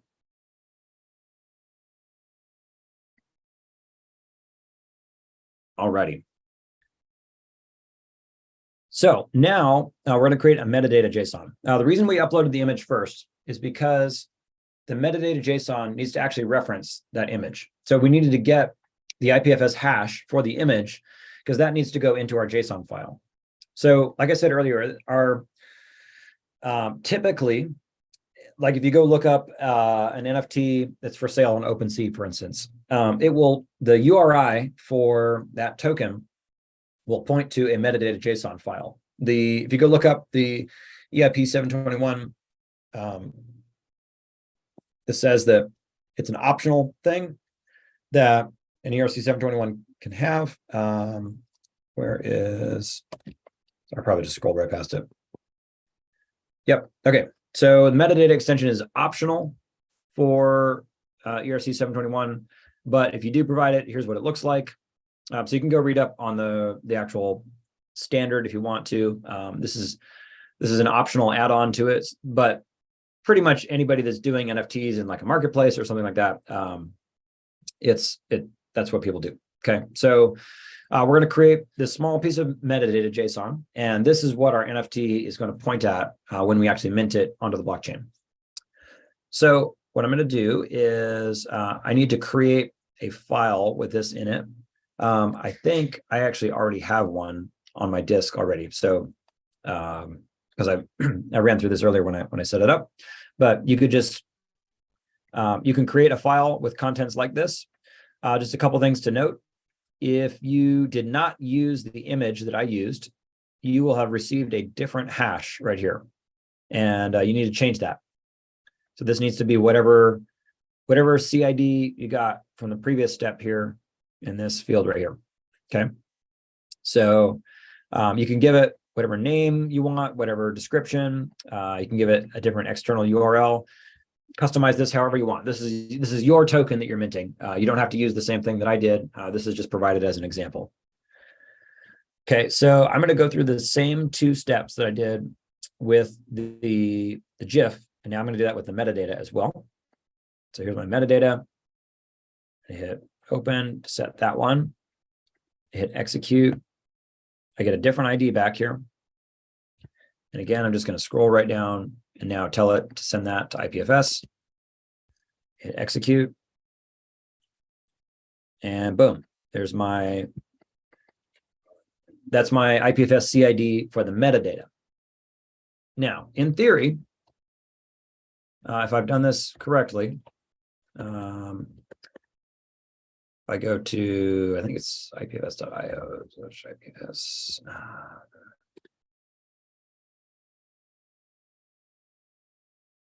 It may not work. And this is, I think this is due to my NAT configuration. If I do, for some reason, the GIF worked fine, but the metadata JSON hasn't, which is a bummer because I wanted to actually show it to you live. But oh, you know what? That's that was from a different workshop. I must have copied and pasted that CID from something else. Anyway, so you can. Yeah, here's the real one. Sorry about that. That was from my last workshop where we did an NFT back at Hyperledger Global Forum. IPFS.io, IPFS/ this should be my GIF. Copied the right one here.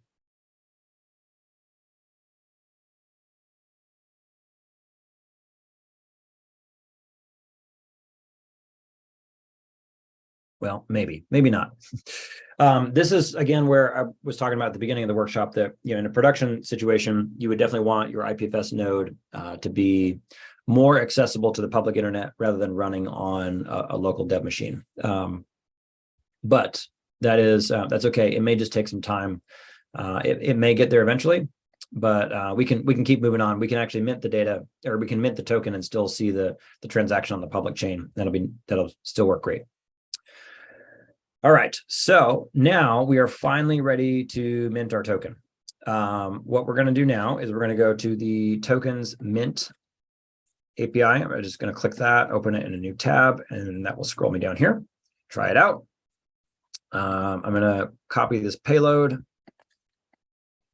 So these are the only fields that we need. So amount is always 1 for an NFT. If this were an ERC20 or a fungible token, we could put in any amount that we wanted here. If we wanted to mint like 20 of them or 1 million of them all at once, we could do that. NFTs are always, because of the way the transaction and the actual smart contract is written, they are 1 token per transaction. And that's just the way the contract works. So what we're gonna mint 1. We're gonna put in our FireFly wallet address here. I can go get that again by running FF accounts list workshop and get that right here. I'm just paste that in. And then I'm going to paste my IPFS CID here. I can go make sure I get the real one here. So this is from my metadata. I'm going to copy this. Oops.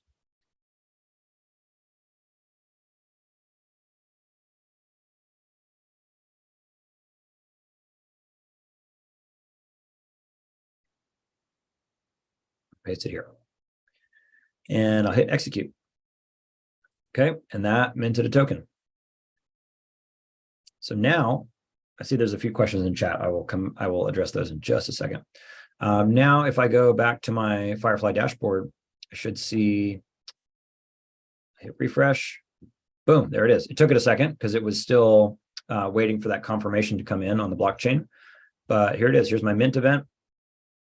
Here's my signing key that minted it, and it was to the same key. It was a mint, so it was from the 0 address. And here's the IPFS URI that I put in when I minted my token.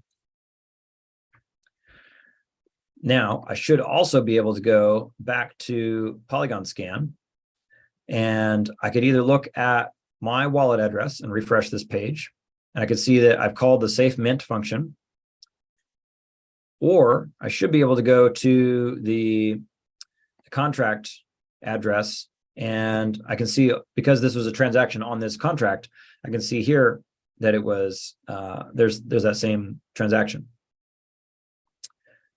I can go look at that particular transaction. I can see the actual data that came in with it and all this good stuff. Okay, so I'm gonna pause here. There's some questions coming in. Where do I get the IPFS CID? That was so this, I got it from the data ID blob publish endpoint. Just scroll down here in the response body. There's a field called blob public, and this is the IPFS CID right here. And I had one of those for the image, and I had one of those for the metadata as well. Sorry, there's a question that says, please share it here. I'm not sure what it is, though. I'm happy to share it, but I'm not sure what's asking to be shared.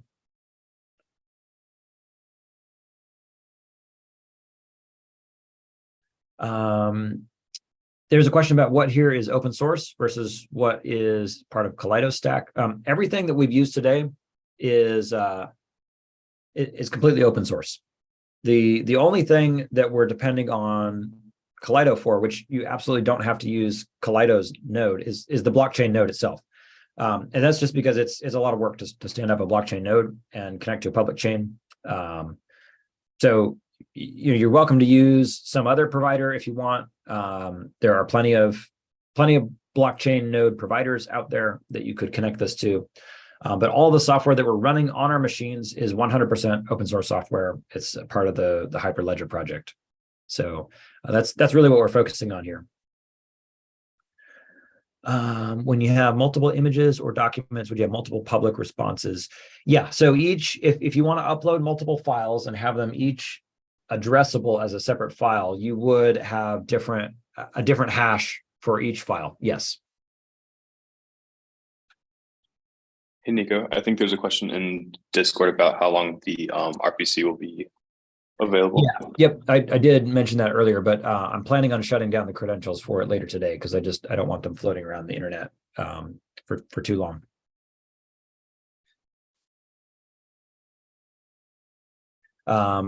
Yeah, so the short version of the story is running a Polygon public RPC gateway is not a feature of Kaleido that's publicly available yet.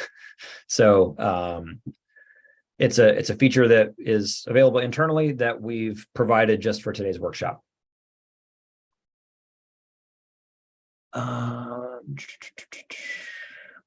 Just reading through the questions here. Yeah, you can most certainly zip a whole bunch of files together and upload them to IPFS. They would always be downloaded together though and treated as one file at that point. Is there a way to do what we've done in batch form? So, I mean, I would recommend writing some code to do what we've done if you want to do a batch of them and have your application manage what does a batch mean for your application. Like I said, the smart contract itself is going to, like each NFT itself needs to be a separate transaction because that's the way the standard works. Each file upload itself to IPFS is going to be a discrete operation as well. And so there's lots of things that are, just because of the way the system works, are all discrete operations. The FireFly SDK, there is an SDK for Node.js that is, it's a great, if you want to write an app in Node or TypeScript, you can use that. And it's a great starting point. It provides easy to use functions for all of these things that we're doing by hand. So today, the workshop was really to kind of like go through it and make the things by hand, use all the APIs. But obviously you wouldn't want to do all this by hand in production. So this is sort of like, getting hands-on with the APIs to do by hand what you would then go write an application to drive and automate and build that batch functionality into. Does FireFly convert API to FFI to define smart contract interface and generate the API? Yes, so there is there's an endpoint that we used earlier. If you scroll back up here, sorry, not that far.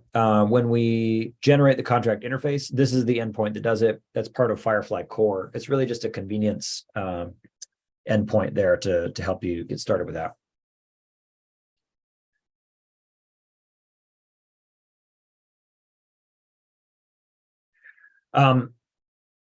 Other questions about Kaleido? Yeah, so I would love to talk about Kaleido.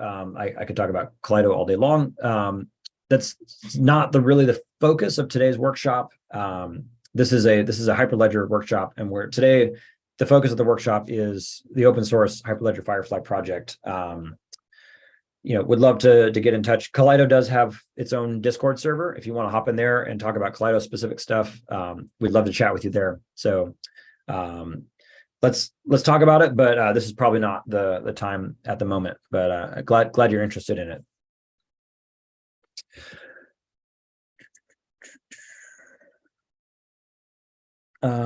Someone's saying their view of the sandbox does show all three columns, but not the left navigation bar.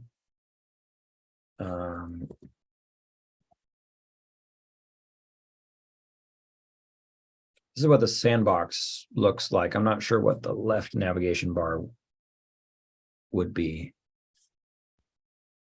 So one thing to note when you're running in when you've turned off multi-party mode, the messages tab will not show up here, which I don't know if that's what you're seeing, but tokens and contracts tabs are available, but messages is not when you have disabled multi-party mode. All right, so we're almost at the end of the guide here. So at this point, we have minted the token. It is available on a public chain. It's out there.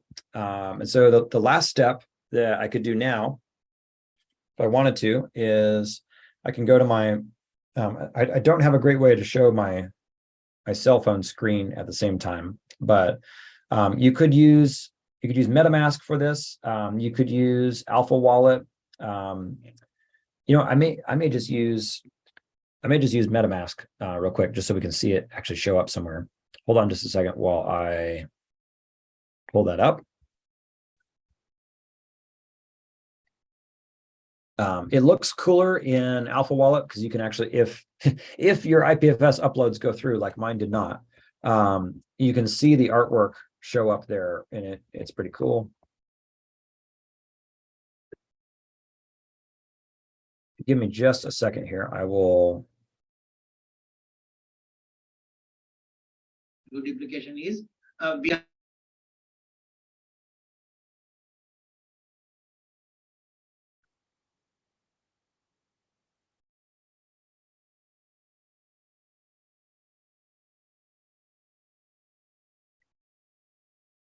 I have a couple of MetaMask accounts set up, so I'm gonna make sure I get into the right one here. Hang on just a second.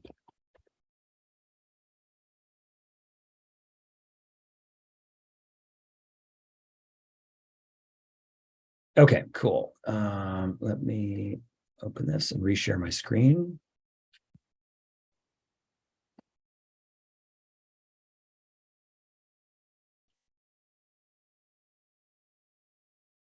All right, so I've got my MetaMask wallet here. I've got some stuff in here already. I have a little bit of Matic, some tokens from a previous demo. Cool. So what I'm going to do is I'm going to copy the address here for my MetaMask account now. And this could be, if it's your Alpha Wallet account, you can copy it from your phone. I just don't have a great way to screen share my phone and this at the same time. I know there's ways to do that. I didn't take the time to set that up ahead of time. Sorry. All right, so we scroll down here. Now we're going to transfer the token. So we've minted it, but we just minted it to ourselves. So this is an example of like, as someone who's defining or creating or publishing an NFT collection, you can mint stuff ahead of time if you want to. You don't have to. You do what's called like a lazy mint, or not actually mint it until someone buys it if you want, so you don't have to pay for the transaction fee. Or if you needed to, for whatever application you're building, you need to have just like a pool of NFTs that are already there that someone can then transfer. You could mint all these to yourself and then have them available to transfer. So that's what we're going to do in this example. Now we're going to go to the tokens/transfers endpoint, and we're going to hit try it out. And we don't need all of the fields here, so I'm just going to paste this. We need the sender address and the recipient address. So sender is going to be my FireFly address, okay? The recipient is my MetaMask address. Go ahead and put that in here now. And then we need to specify the token index. So when we minted the first token, it was just one. So if we go to the FireFly Explorer, we can see there's one. And the token index was, I wonder if that should say one. We'll find out here. I may have a typo in the guide, or we may have an issue in the UI there. I don't remember if the OpenZeppelin auto index function starts at 1 or if it starts at 0. I think it starts at 1 because I think 0 is sort of not set. But we'll find out here, because if 1 doesn't exist, this transfer will not work. Invalid token ID. Okay, so it's a typo in the, that's a typo in the guide. My apologies. This should say 0 right here. Which that's good. That's a typo in the guide is a lot easier to fix than a bug in the Explorer. But okay, so we transferred token index 0. And if I go look at my FireFly Explorer now, I should see in just a second, it probably hasn't been confirmed yet. Yep, there it is.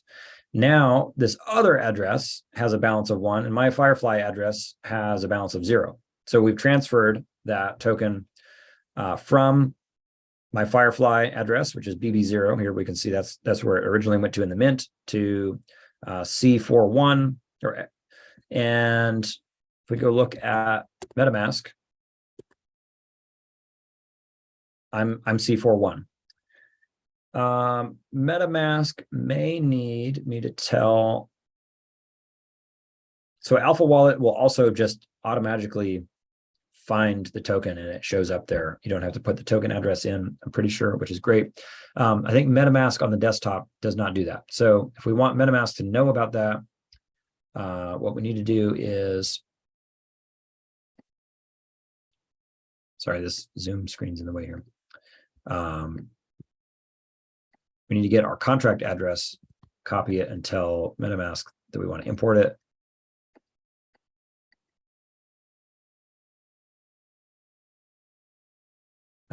So it automatically figured out the symbol from the contract. It went and looked up that contract on the chain, which is great. It needs a token decimal. Just put 1. It's fine. Sorry. Otherwise, it's going to look weird. I think we need to put.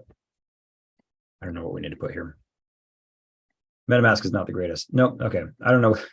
It's the balance is going to show up weird here, I guess. Is it 18?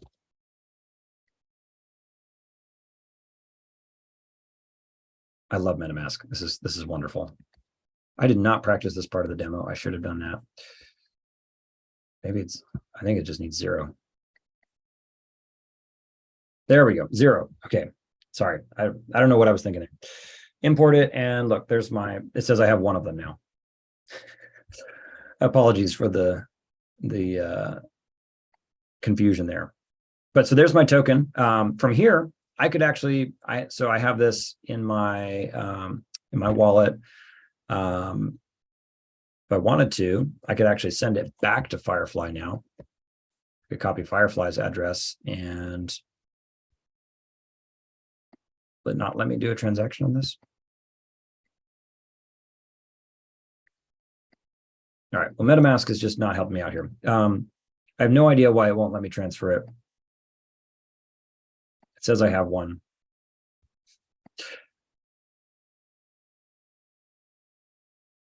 But it's not going to let me transfer it. Okay, so anyway, that brings us to the end of the guide.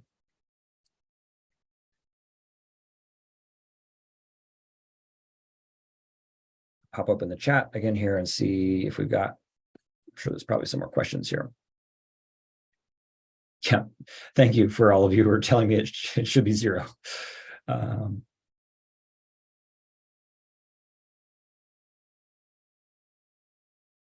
right.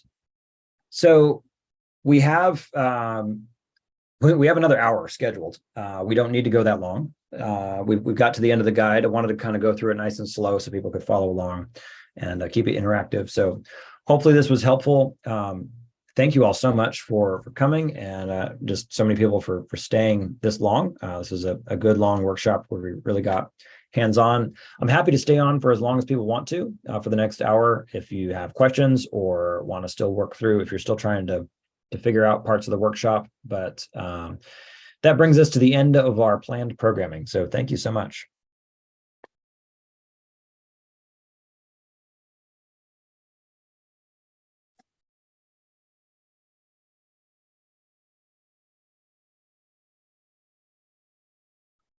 Yeah, so there's a question about other chains. Absolutely. If a blockchain is EVM compatible, it will work today. If it uses some other type of blockchain that's not EVM compatible, FireFly is extensible. So you could, in theory, create a new blockchain connector for a different type of chain entirely and do all of these same things. There was a question about access to the recording. That's a great question for either Sean or David, but I believe the recording of this will be on the Hyperledger YouTube channel. Should be there. Yeah, I'll drop the link right now. The live stream link is here, but that will turn into the recording link as soon as this is over.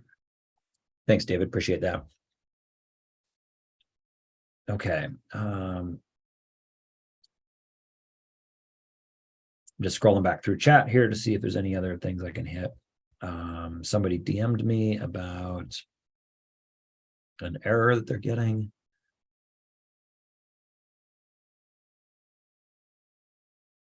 Okay, so to the person who DM'd me about the transfer is so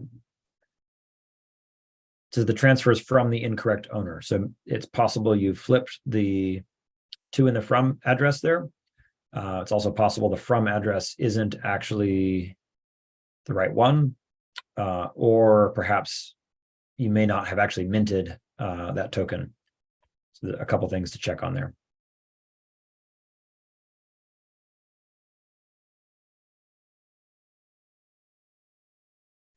Great question on ZK Tech. Yes, that's an area that we are actively exploring. No like immediate plans that I can share about that right now, but zero knowledge is always it's super interesting, and I think is an area that's going to be of particular interest in the future.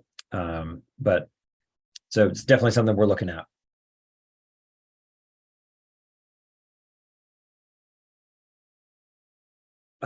Advice for on-chain data analytics using graph databases. It's a great question. I'm not an expert on that. I think on-chain analytics is certainly an interesting area. You could certainly build something that can create an on-chain analytics user experience with FireFly. FireFly is a thing that you could build that with, but it's not necessarily meant to be an analytics engine itself. I'm sure there are also other great open source projects out there that specialize in that particular thing as well. It's just an area that I'm not a particular expert in.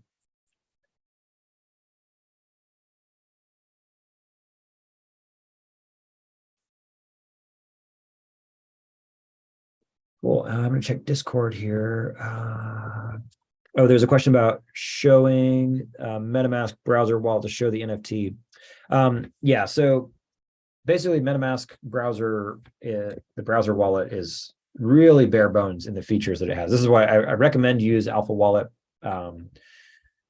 It's a lot better user experience, but basically I just went here. It says, don't see your tokens, import your tokens right here. And then I put the token contract address in here.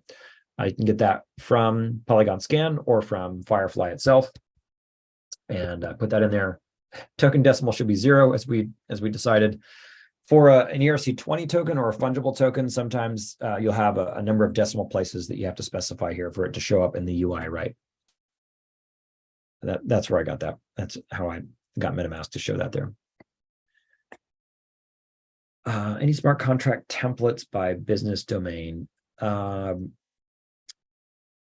Yes, I'm sure there are some out there. We have found, I think typically many business cases can actually just leverage basically what we use today, a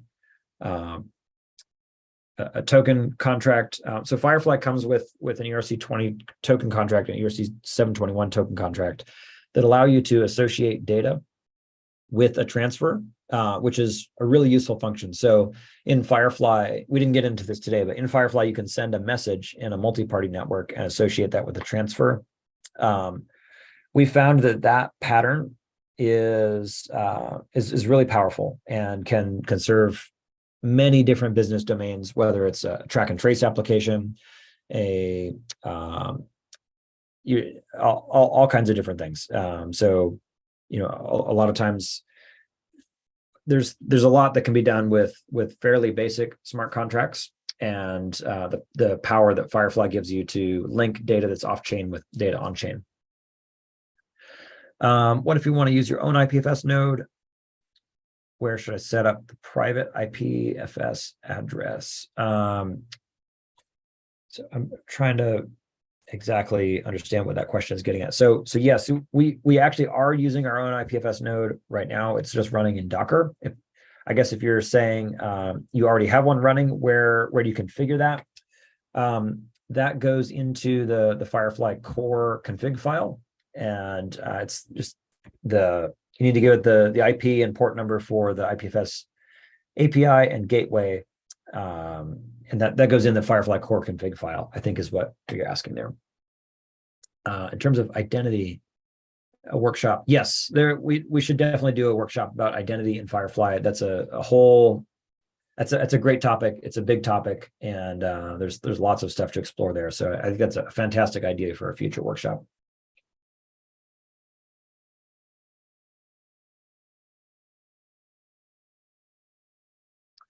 Let's see, there was a question. It's minted several images on the same token. How does this differ from the minting we did today? I'm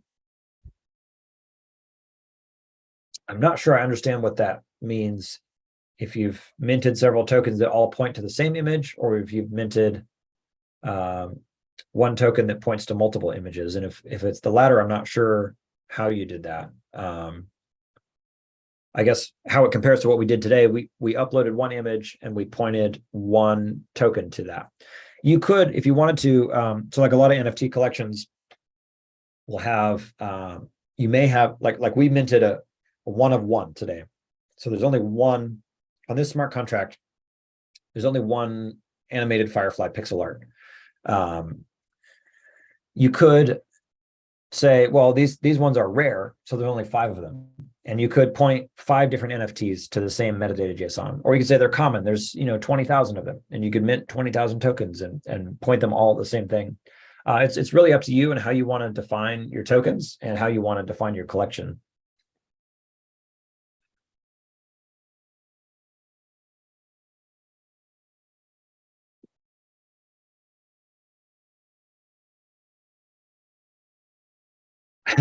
Someone said they got the NFT to their MetaMask wallet. Is there an easy way to transfer it to the Alpha wallet?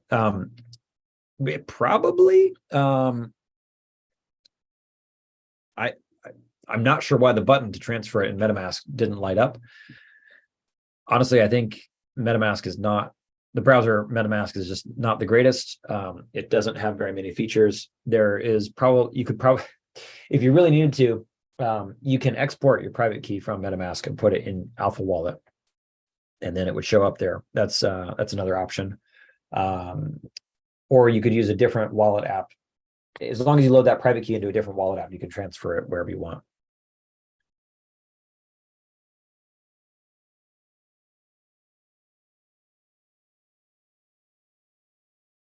It's a question about hybrid cloud hosting or architecture from Kaleido. Yeah, again, would love to talk more about Kaleido and all of its offerings. It's just not the main focus today. But yeah, lots of different really cool options there, and would love to talk about that in the future.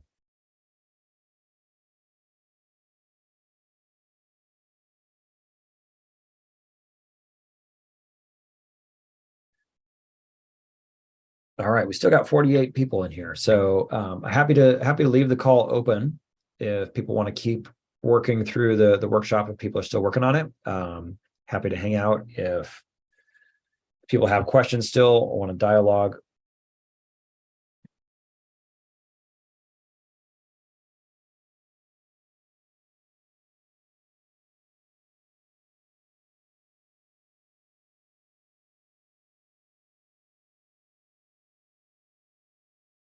Let's see, a question about integrating capabilities to connect the NFT to enterprise systems. The question is, what does that mean? And that I guess that would be my question as well. I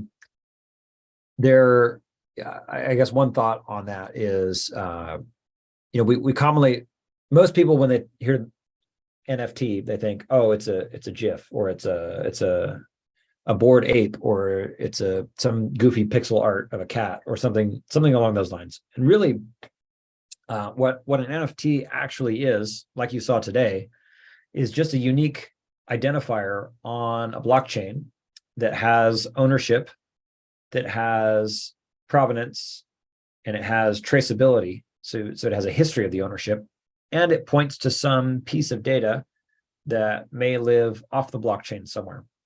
And when you think about it from that aspect, there are lots of really good business cases that you can use for that. And so, one of the other challenges is in the public space, every time you transfer that NFT or perform a transaction with it, it costs that blockchain's native currency. In this case, it costs Matic. In a private chain, you could have a gas-free system or where the price of gas is free. And so that means you can make as many NFTs as you need to for your business application on a private chain. You could transfer those freely between members of an organization. Even using FireFly, you could potentially bridge those NFTs to a public chain in certain cases when that was necessary. So there's a lot of different enterprise applications to the things that we've shown here today. But most people initially think of an NFT as just an image. Well, it's actually, I would say the common use cases for NFTs that we've seen on the internet today are just the tip of the iceberg in terms of what is possible with the technology itself. So there's plenty of things that are, I think, of more useful business value that can be done with an NFT. Some other questions here about encrypting or decrypting attachments, posts to IPFS. Potentially, yes. I'm sure I know there are some projects out there that have done things with that. It's not in the scope of what FireFly does today, but it's very possible that you could plug another tool into that and use it for something that is more important than a silly picture. It's also probably worth thinking through, like, is the data too sensitive that it shouldn't even be shared, even in an encrypted form publicly like that, or within a multi-party network, if it's too sensitive to be shared with all of the members of the multi-party network, perhaps sending it directly peer-to-peer might be better, while still using blockchain as the distributed ledger and proof of that transaction that happened, while keeping the payload itself completely private. Someone asked about if S3 is suitable for this. Sure, yeah, you could write. So there's one. So like I said, FireFly is very pluggable. It's very modular architecture.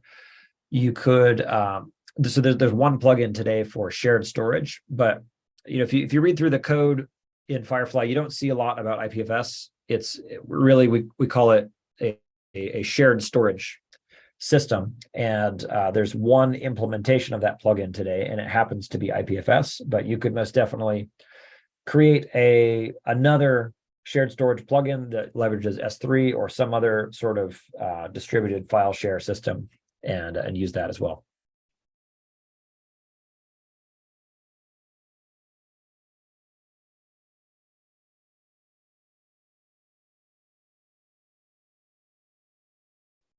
All right, any other questions?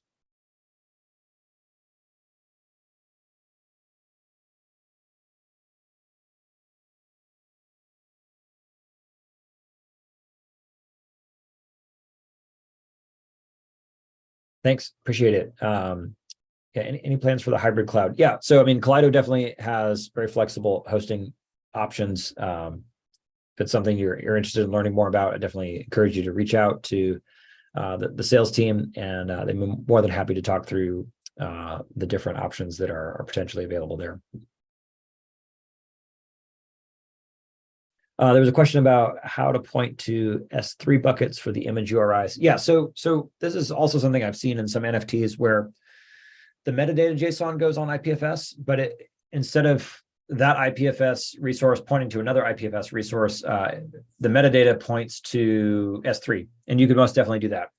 I chose not to do that because I wanted both the image and the metadata to be immutable and distributed.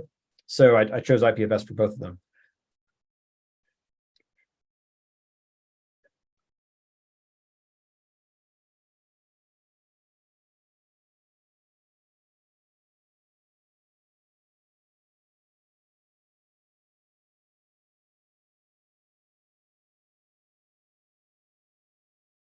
There's a question about in Discord about RPC endpoints.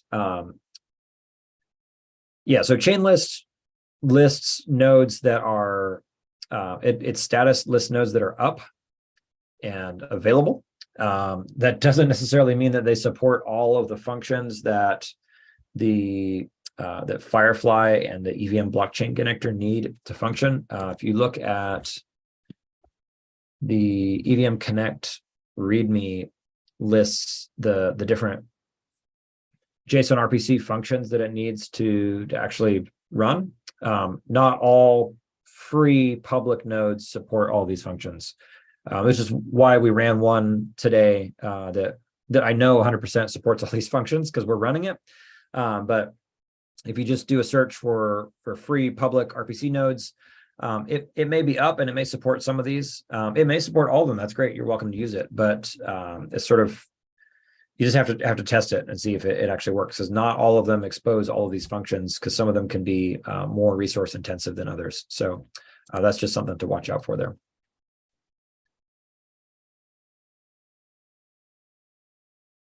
I'm sorry, I thought I was sharing my screen still. Let me drop the link to that README in here.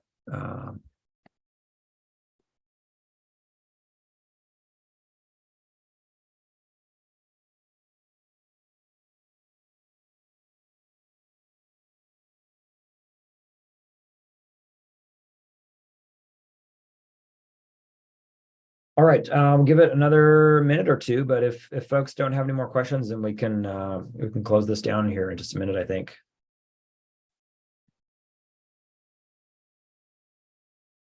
Happy to keep chatting on Discord. Again, I'll drop the link to let's see, go grab the link to the Discord there if you want to keep chatting. Would love to connect with you there.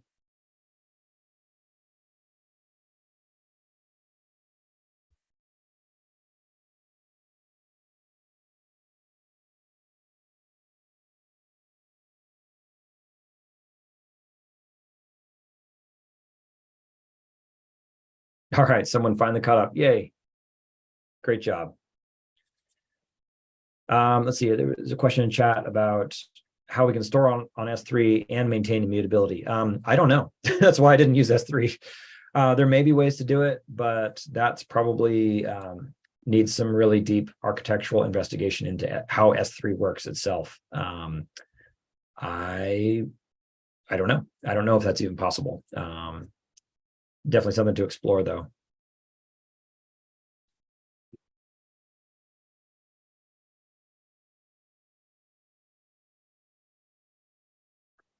All right. Thank you, everyone, so much for attending. There's a question about quorum. Yeah, FireFly works with quorum as well. Thanks, everyone, for attending. I think we're going to go ahead. The questions are slowing down here.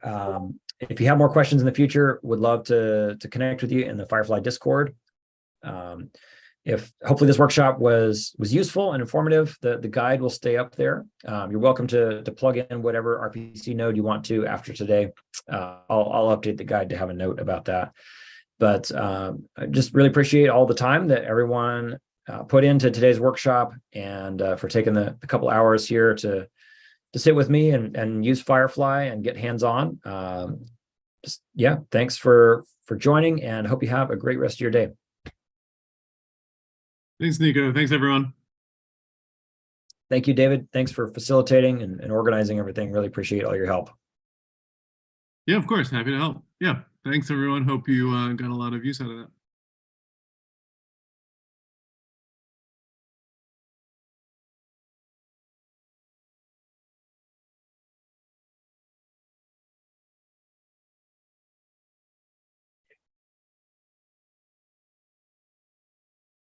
David, do you need me to do anything on my end to shut things down, or you got No, it? I'll close it in just a second. All right. Thanks so much. Okay. Bye all.